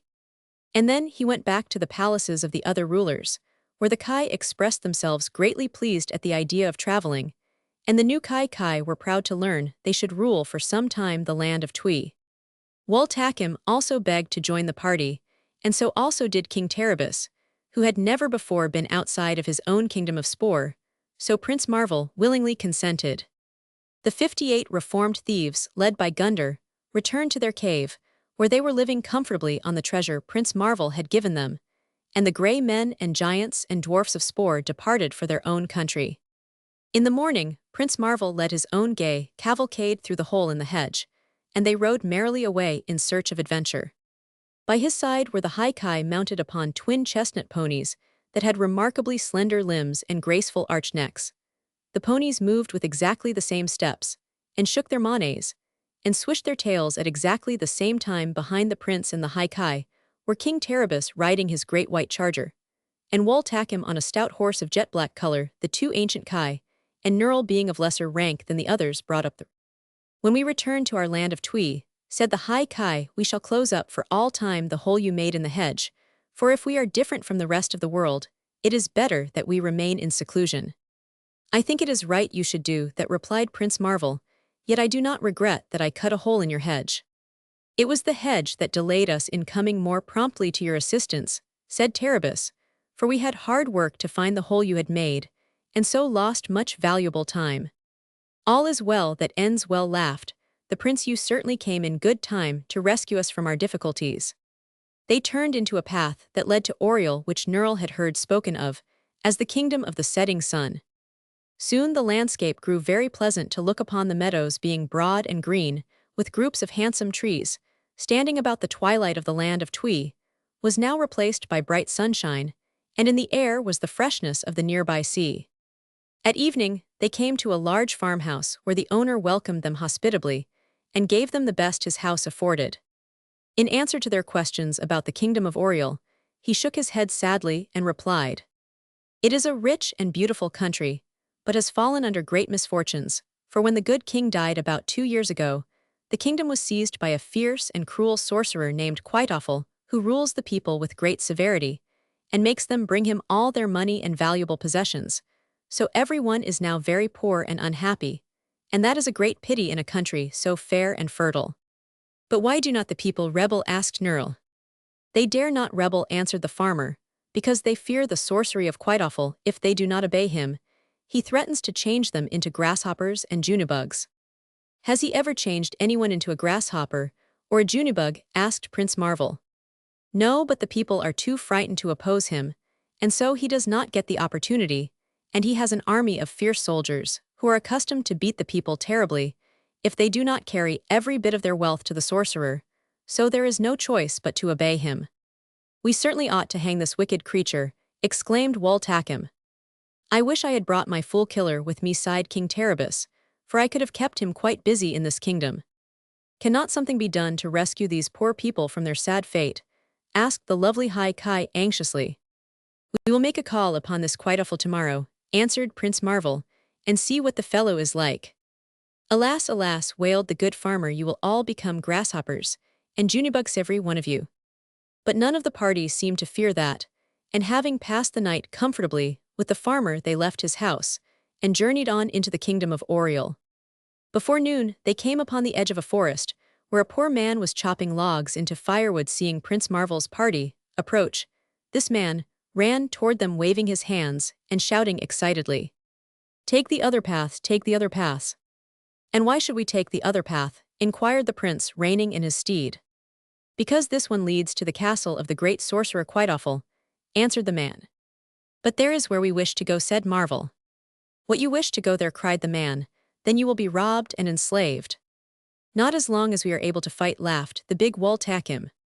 If you resist the sorcerer, you will be turned into grasshoppers and junibugs, declared the man, staring at them in wonder. How do you know that? Asked Marvel. Quicksilver says so. He promises to enchant everyone who dares defy his power. Has anyone ever yet dared defy him? Asked Nurl. Certainly not, said the man. No one wishes to become a junibug or a grasshopper. No one dares defy him.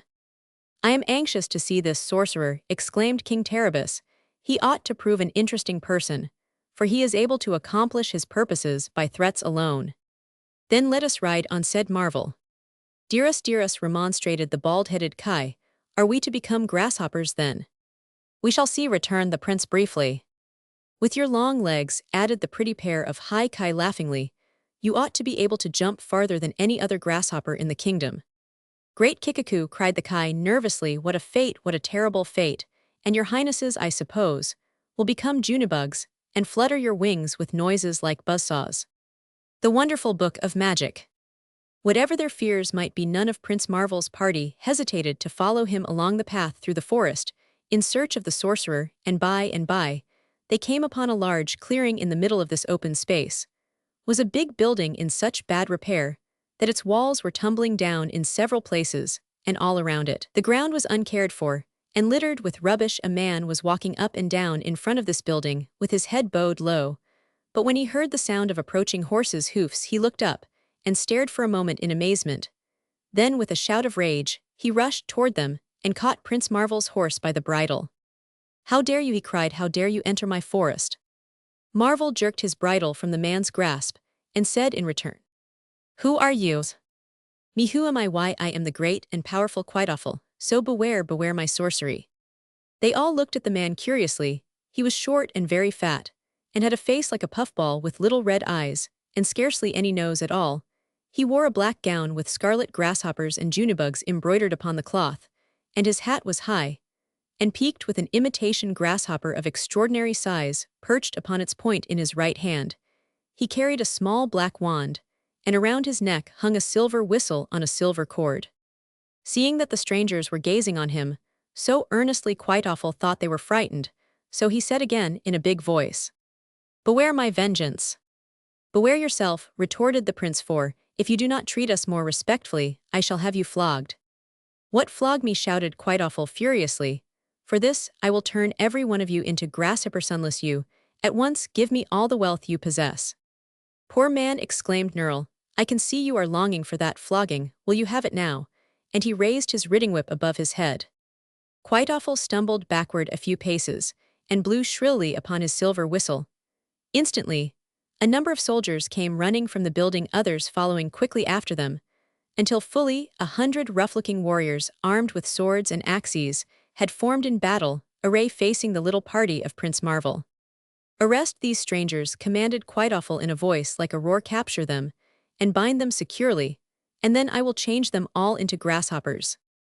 All right, answered the captain of the soldiers, and then he turned to his men and shouted forward. Double quick mark.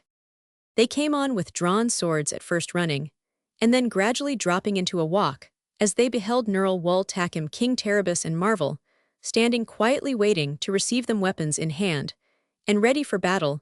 A few paces off, the soldiers hesitated, and stopped altogether, and Quite Awful yelled at the captain. Why don't you go on? Why don't you capture them? Why don't you fight them? Why, they have drawn their swords, responded the captain reproachfully. Who cares? Roared the sorcerer. We care, said the captain, giving a shudder, as he looked upon the strangers. Their swords are sharp, and some of us would get hurt. You're cowards, shrieked the enraged Quite Awful. Ill turn you all into junibugs. At this threat, the soldiers dropped their swords and axes, and all fell upon their knees, trembling visibly, and imploring their cruel master not to change them into junibugs. Bah, cried Nerl scornfully, why don't you fight? If we kill you, then you will escape being junibugs.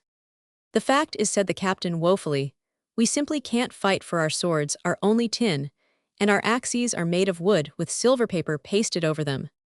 But why is that? Asked Wool Takim, while all the party showed their surprise. Why, until now we have never had any need to fight, said the captain, for everyone has quickly surrendered to us, or run away the moment we came near. But you people do not appear to be properly frightened. And now, alas, since you have drawn upon us the great sorcerer's anger, we shall all be transformed into junibugs. Yes, roared Quite Awful, hopping up and down with anger, you shall all be junibugs, and these strangers I will transform into grasshoppers. Very well, said Prince Marvel quietly, you can do it now. I will, cried the sorcerer. Then why don't you begin? Inquired the prince. Why don't I begin? Why, I haven't got the enchantments with me. That's why. Do you suppose we great magicians carry around enchantments in our pockets? Returned the other in a milder tone. Where do you keep your enchantments? Asked the prince. They're in my dwelling, snapped Quite Awful, taking off his hat and fanning his fat face with the brim. Then go and get them, said Marvel. Nonsense, if I went to get the enchantments you would all run away, retorted the sorcerer. Not so, protested Nerl, who was beginning to be amused. My greatest longing in life is to become a grasshopper. Oh yes, please, let us be grasshoppers, exclaimed the high Kai maids in the same breath.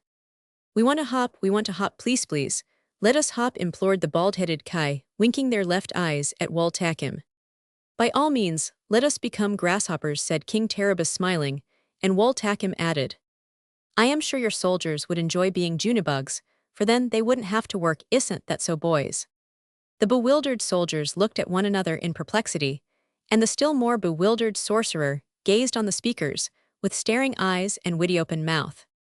I insist, said Prince Marvel, upon your turning us into grasshoppers, and your soldiers into junibugs, as you promised. If you do not, then I will flog you as I promised. Very well, returned the sorcerer with a desperate look upon his face. I'll go and find the enchantment. And well, go with you, remarked the prince pleasantly. So the entire party accompanied Quite Awful into the house, where they entered a large room that was in a state of much disorder. Let me see, said the sorcerer, rubbing his ears, as if trying to think. I wonder if I put them in this cupboard. You see, he explained, no one has ever before dared me to transform him into a junibug or grasshopper. So I have almost forgotten where I keep my book of enchantments. No, it's not in the cupboard, he continued, looking there, but it surely must be in this chest. It was not in the chest either, and so the sorcerer continued to look in all sorts of queer places for his book of enchantments. Without finding it, whenever he paused in his search, Prince Marvel would say sternly, Go on, find the book, hunt it up. We are all anxious to become grasshoppers. And then Quite Awful would set to work again, although big drops of perspiration were now streaming down his face. Finally, he pulled an old book from underneath the pillow of his bed, and crying, Here it is, carried it to the window. He turned a few leaves of the book and then said, How unfortunate the compound I require to change you into grasshoppers must be mixed on the first day of September. And as this is now the 8th day of September, I must wait nearly a year before I can work the enchantment. How about the junibugs? Asked Nerl. The junibug mixture can only be made at the dark. Oh, the moon, said the sorcerer, pretending to read, and that is 3 weeks from now. Let me read it, said Prince Marvel, suddenly snatching the book from Quiteawful's hands. Then he turned to the title page and read. Lives of Famous Thieves and Impostors. Why, this is not a book of enchantments. That is what I suspected, said Terabus. No one but a sorcerer can read the enchantments in this book, declared Quiteawful, but he hung his head with a sheepish look, for he knew his deception had been well understood. Is your own history written in this volume? Inquired Marvel. No, answered the sorcerer. Then it ought to be, said the prince, for you are no sorcerer at all, but merely a thief and an impostor. The Queen of Plenta. The soldiers of Quiteawful wanted to hang their old master at once, for he had won their enmity by abusing them in many ways. But Prince Marvel would not let them do this. However, they tied the false sorcerer to a post, and the captain gave him a good whipping-on lash for each letter in the words grasshopper, and junibug. Quiteawful howled loudly for mercy, but no one was at all sorry for him. Wooltakim tied a rope around the impostor's neck, and when the party left the castle, they journeyed all through the kingdom of Authorial, and at every town or city they came to, the reformed thief would cry out to the populace. Here is the terrible sorcerer Quiteawful, who threatened to change you into grasshoppers and junibugs, but you may see that he is a very common man with no powers of sorcery whatever. And then the people would laugh and pelt mud at their former tyrant, and thank Prince Marvel for haying, exposed the false and wicked creature. And they called the son of their old king back to his lawful throne, where he ruled wisely and well, and the hoarded wealth of Quiteawful was divided among the people again, and soon the country became prosperous once more. This adventure was very amusing to the pretty high Kai of Twee. It afforded them laughter for many days, and none of the party ever saw a grasshopper or a junibug afterward without thinking of the terrible sorcerer Quiteawful. They left that disgraced person grooming horses for his board in the stables of the new king, and proceeded upon their journey. Without further event, they reached the splendid southern kingdom of Plenta, which was the most delightfully situated of any dominion in the enchanted island of Yew. It was ruled by a good and generous queen, who welcomed the strangers to her palace, and gave a series of gay entertainments in their honor. King Terabus was especially an object of interest, for everyone had heard his name, and feared him and his fierce people, but when they beheld his pleasant countenance, and listened to his gentle voice, they began to regard him with much love and respect, and really Terabus was worthy of their friendship, since he had changed from a deformed monster into an ordinary man, and had forbidden his people ever again to rob and plunder their weaker neighbors. But the most popular personages visiting at the court of the Queen of Plenta were the lovely High Kai of Twee. Although beautiful girls abounded in this kingdom, none could compare with the royal twins, and their peculiar condition only served to render them the more interesting. 2 youths would approach the High Kai at the same time and invite them to dance, and in united voices they would accept the invitation and go whirling around the room with exactly the same steps, laughing at the same instant, and enjoying the dance equally. But if one youth asked his partner a question, both the twins would make answer, and that was sure to confuse and embarrass the youth. Still, the maids managed very well to adapt themselves to the ways of people who were singular, although they sometimes became a little homesick for Twee, where they were like all the other people. The bald-headed Kai kept watchful eyes on their youthful rulers, and served them very cheerfully, but with all their travels and experiences, the old men could never be convinced. It was better to be singular than double. Prince Marvel was the real hero of the party, and Nerl received much attention on account of his master's popularity. He did not seem as unhappy as usual, and when the prince inquired the reason, his esquire answered that he believed the excitement of their adventures was fast curing him of his longing for something he could not have. As for the pleasure of suffering, he had had some experience of that too, and it was not nearly so delightful as he had expected. Wooltakim was not a society man, so he stayed around the royal stables and made friends with the grooms, and traded his big black horse for 2 bay ones and a gold neckchain, and was fairly content with his lot. And so the party enjoyed several happy weeks at the court of the good Queen of Plenta, until one day, the terrible news arrived that carried them once more into exciting adventures. The Red Rogue of Donna. One morning, while they were all standing in the courtyard waiting for their horses, as they were about to go for a ride, a courier came, galloping swiftly up to the palace and cried, "Does anyone know where Prince Marvel can be found?" "I am Prince Marvel," replied the young knight, stepping out from among the others. "Then have I reached my journey's end," said the courier, whose horse was nearly exhausted from long and hard riding. "The Lady Cecily is in great danger, and sends for you to come and rescue her. The great Baron Merd, her father, has been killed and his castle destroyed, and all his people are either captives or have been slain outright." "And who has done this evil thing?" asked Prince Marvel, looking very stern and grave. "The Red Rogue of Donna," answered the messenger. "He quarreled with the Baron Merd, and sent his savage hordes to tear down his castle and slay him. I myself barely escaped with my life, and the Lady Cecily had but time to say before she was carried off that if I could find Prince Marvel, he would surely rescue her. And so I will," declared the prince, "if she be still alive." "Who is this Lady Cecily?" asked Nerl, who had come to his master's side.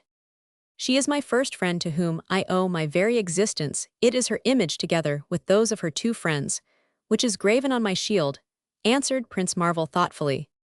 "And what will you do?" inquired the esquire. "I must go to her at once." When they heard of his mission, all the party insisted on accompanying him. Even the dainty High-Kai could not be deterred by any thoughts of dangers they might encounter, and after some discussion, Prince Marvel allowed them to join him. So Wul Takim sharpened his big broadsword, and Nerl carefully prepared his master's horse, so that before an hour had passed, they were galloping toward the province of the Red Rogue of Donna. Prince Marvel knew little concerning this personage, but Nerl had much to tell of him. The Red Rogue had once been page to a wise scholar and magician who lived in a fine old castle in Donna, and ruled over a large territory. The boy was very small and weak, smaller even than the average dwarf, and his master did not think it worth while to watch him. But one evening, while the magician was standing upon the top of the highest tower of his castle, the boy gave him a push from behind, and he met death on the sharp rocks below. Then the boy took his master's book of magic and found a recipe to make one grow. He made the mixture and swallowed it, and straightway began to grow big and tall. This greatly delighted him, until he found he was getting much bigger than the average man, and rapidly becoming a giant. So he sought for a way to arrest the action of the magical draft, but before he could find it he had grown to enormous proportions, and was bigger than the biggest giant. There was nothing in the book of magic to make one grow smaller, so he was obliged to remain, as he was, largest man in the Enchanted Island.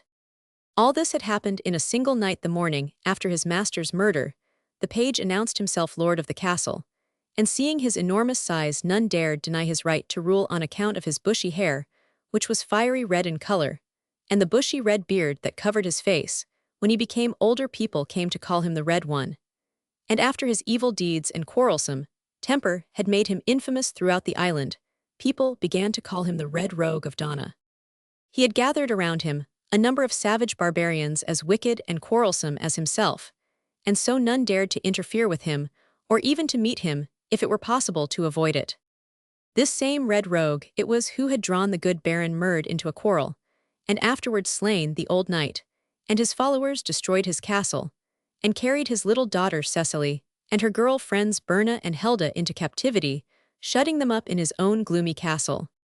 The Red Rogue thought he had done a very clever thing, and had no fear of the consequences, until one of his men came running up to the castle to announce that Prince Marvel and his companions were approaching to rescue the Lady Cecily. "How many of them are there?" demanded the Red Rogue. "There are 8 altogether," answered the man, "but 2 of them are girls." "And they expect to force me to give up my captives?" asked the Red One, laughing with a noise like the roar of a waterfall. "Why, I shall make prisoners of every one of them." The man looked at his master fearfully and replied, "This Prince Marvel is very famous, and all people speak of his bravery and power. It was he who conquered King Terebus of Spore, and that mighty ruler is now his friend, and is one of the 8 who approach."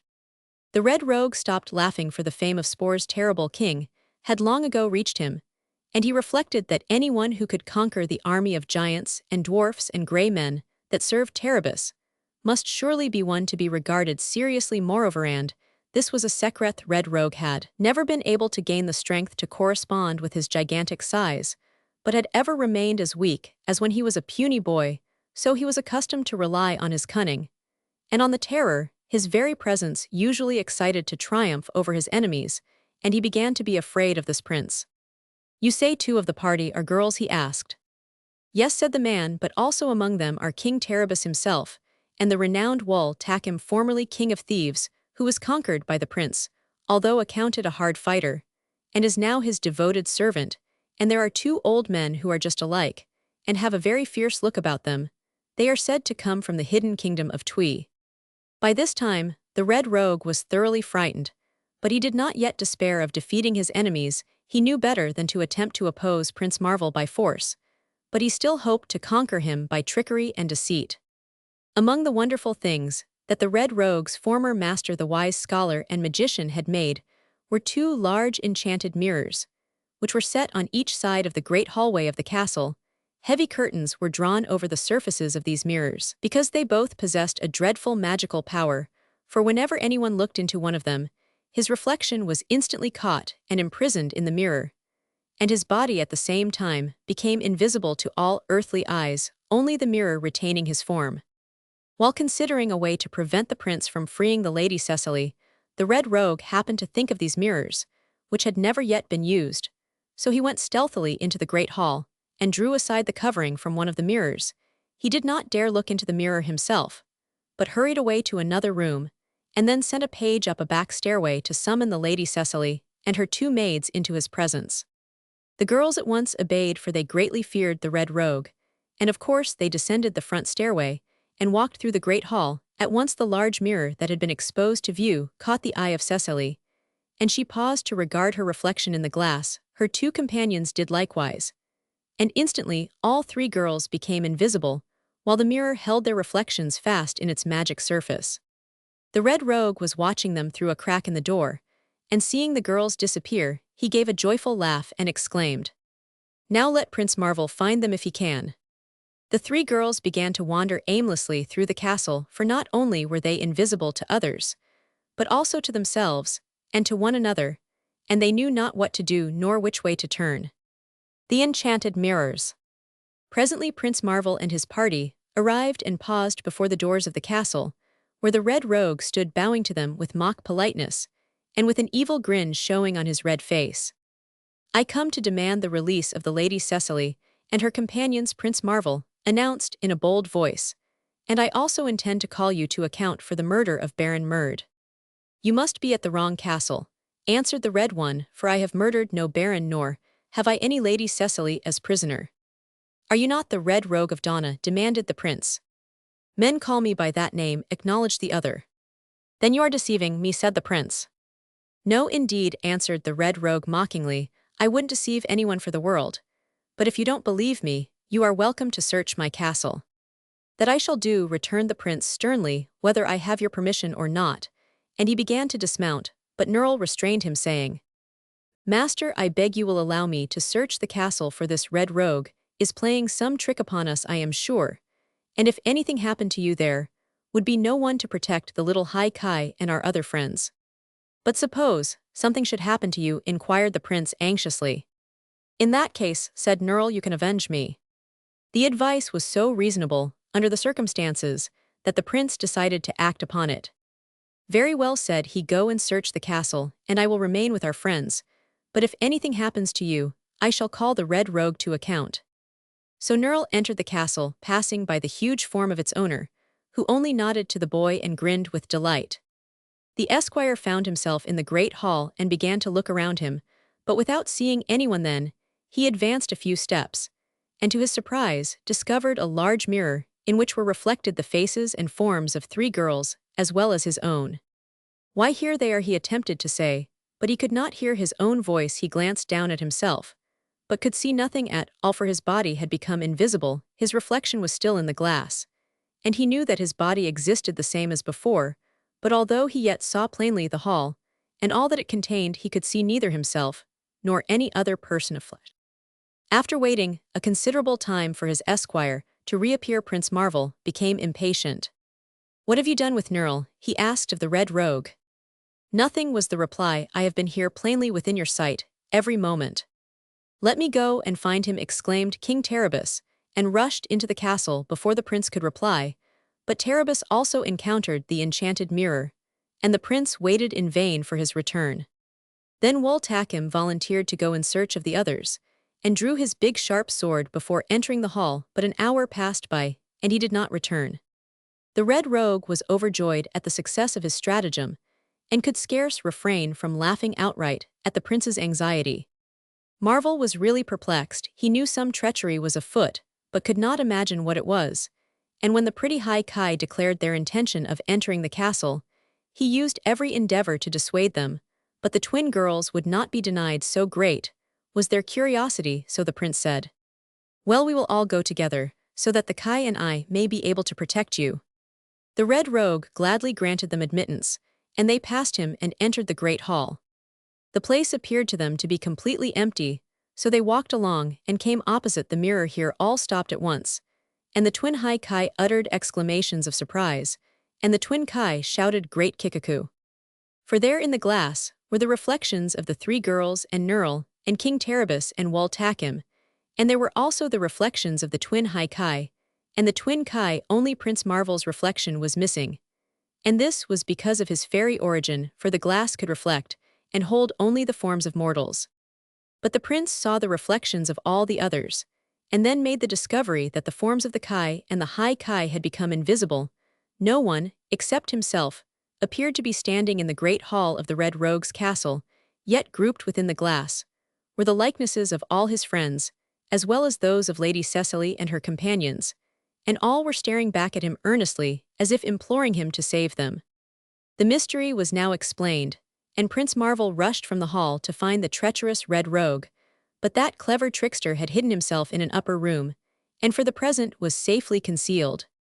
For a time Prince Marvel could not think what to do. Such magic was all unknown to him, and how to free the imprisoned forms of his friends was a real problem. He walked around the castle, but no one was in sight, the rogue having given orders to all his people to keep away. Only the tethered horses did he see, and these raised their heads and whinnied as if in sympathy with his perplexity. Then he went back into the hall and searched all the rooms of the castle without finding a single person. On his return, he stopped in front of the mirror and sorrowfully regarded the faces of his friends, who again seemed to plead for relief. And while he looked, a sudden fit of anger came over him at being outwitted by this Red Rogue of Donna. Scarcely knowing what he did, he seized his sword by the blade and struck the mirror a powerful blow with the heavy hilt. It shattered into 1,000 fragments, which fell clattering upon the stone floor in every direction. And at once the charm was broken. Each of his friends now became visible. They appeared running toward him from all parts of the castle where they had been wandering in their invisible forms. They called out joyful greetings to one another, and then all of them surrounded the prince and thanked him earnestly for releasing them. The little Lady Cecily and her friends Berna and Helda were a bit shy in the presence of so many strangers, but they alone knew the prince's secret, and that he was a fairy transformed for a year, so they regarded him as an old and intimate acquaintance. And after being introduced by him to the others of his party, they became more at ease. The sweet little High Ki maids at once attracted Cecily, and she loved them almost at first sight. But it was Nurl who became the little lady's staunchest friend, for there was something rather mystical and unnatural to him about the High Ki, who seemed almost like fairies, while in Cecily he recognized a hardy, substantial girl of his own rank in life. While they stood talking and congratulating one another outside of the castle, the Red Rogue of Donna appeared among them. He had heard the noise of the smashing of his great mirror, and had come running downstairs from his hiding place to find his cunning had all been for naught, and his captives were free.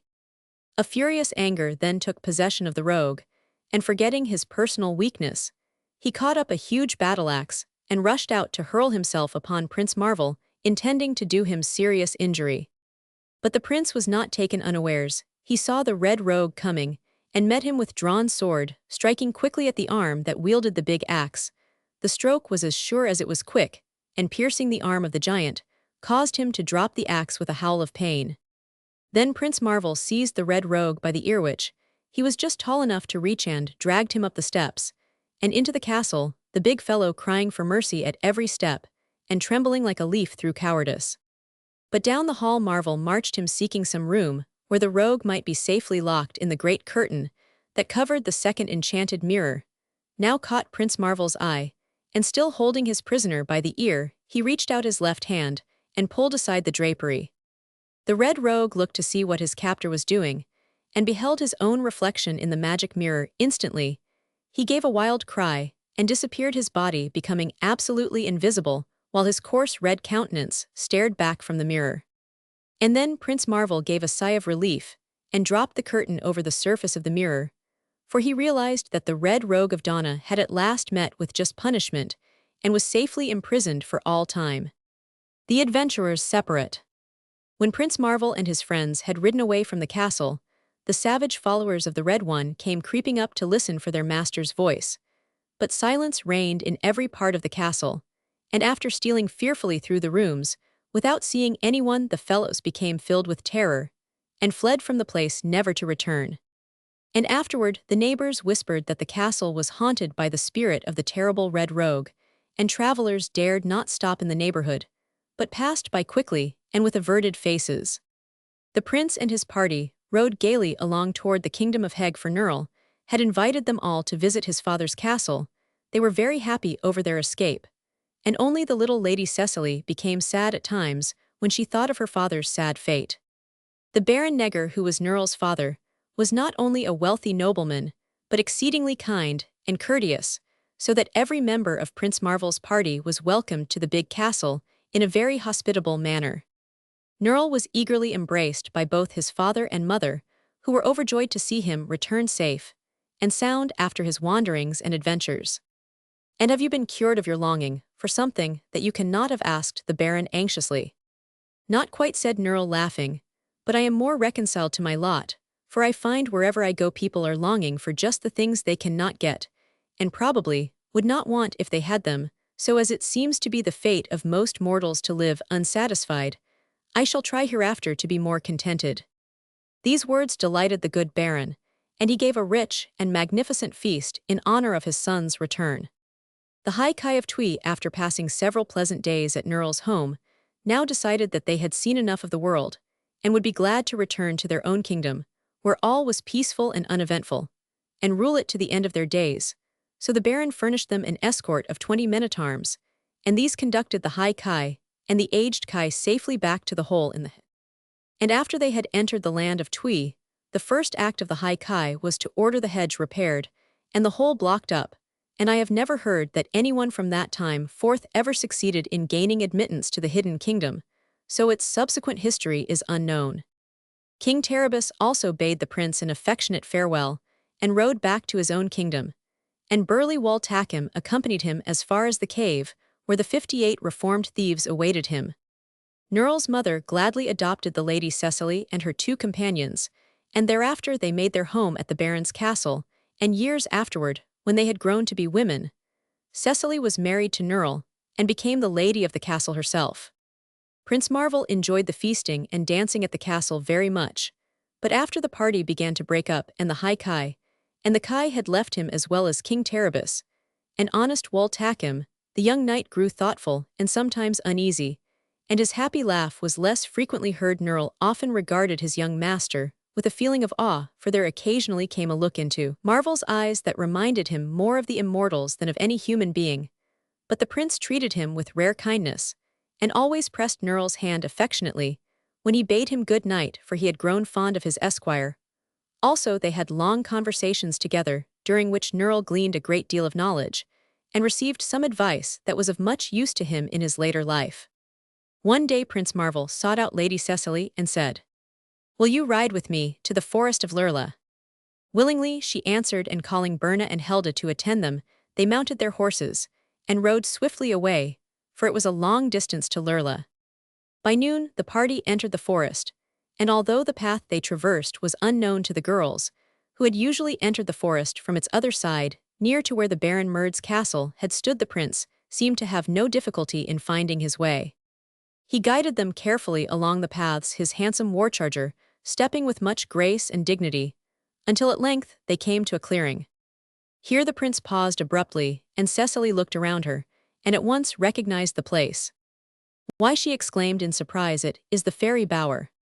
And then she turned to Prince Marvel and asked in a soft voice, "Is the year ended, Prince?" His smile was a bit sad as he answered slowly, "The year will be ended in 5 minutes. The end of the year." The girls sat upon the green moss and waited. Prince Marvel stood silent beside his horse. The silver armor was as bright as the day he donned it, nor was there a dent in his untarnished shield, the sword that had done such good service. He held lightly in his hand, and the horse now and then neighed softly, and turned to look at him with affectionate eyes. Cecily began to tremble with excitement, and Berna and Helda stared at the prince with big round eyes. But after all, they saw nothing so remarkable as they expected, for presently, and it all happened in a flash. Prince Marvel was gone from their midst, and a handsome, slender-limbed deer darted from the bower, and was quickly lost in the thick forest. On the ground lay a sheet of bark and a twig from a tree, and beside them was Lady Cecily's white velvet cloak. Then the three girls each drew a long breath and looked into one another's eyes, and while thus engaged, a peal of silvery laughter sounded in their ears and made them spring quickly to their feet. Before them stood a tiny and very beautiful fairy, clothed in floating gossamer robes of rose and pearl color, and with eyes sparkling like twin stars. "Prince Marvel," exclaimed the three together. "No, indeed," cried the fairy with a pretty little pout, "I am no one but myself, and really I believe I shall now be content to exist for a few hundred years in my natural form. I have quite enjoyed my year as a mortal. But after all, there are I find some advantages in being a fairy. Goodbye, my dears." And with another ripple of laughter, the pretty creature vanished and the girls were left alone. 100 years afterward. About 100 years after Prince Marvel enjoyed his strange adventures in the enchanted island of Yew, an odd thing happened. A hidden mirror in a crumbling old castle of Donna broke loose from its fastenings and fell crashing on the stone pavement of the deserted hall, and from amid the ruins rose the gigantic form of a man. His hair and beard were a fiery red, and he gazed at the desolation around him in absolute amazement. It was the Red Rogue of Donna, set free from his imprisonment. He wandered out and found strange scenes confronting him, for during the 100 years, a great change had taken place in the enchanted island. Great cities had been built, and great kingdoms established. Civilization had won the people, and they no longer robbed or fought or indulged in magical arts, but were busily employed and leading respectable lives. When the Red Rogue tried to tell folks who he was, they but laughed at him, thinking the fellow crazy. He tried to get together a band of thieves, as Waltackham had done in the old days, but none would join him. And so, forced to be honest against his will, the rogue was driven to earn a living by digging in the garden of a wealthy noble of whom he had never before heard. But often he would pause in his labors and lean on his spade, while thoughts of the old days of wild adventure passed through his mind in rapid succession, and then the big man would shake his red head with a puzzled air and mutter, "I wonder who that Prince Marvel could have been, and I wonder what ever became of him."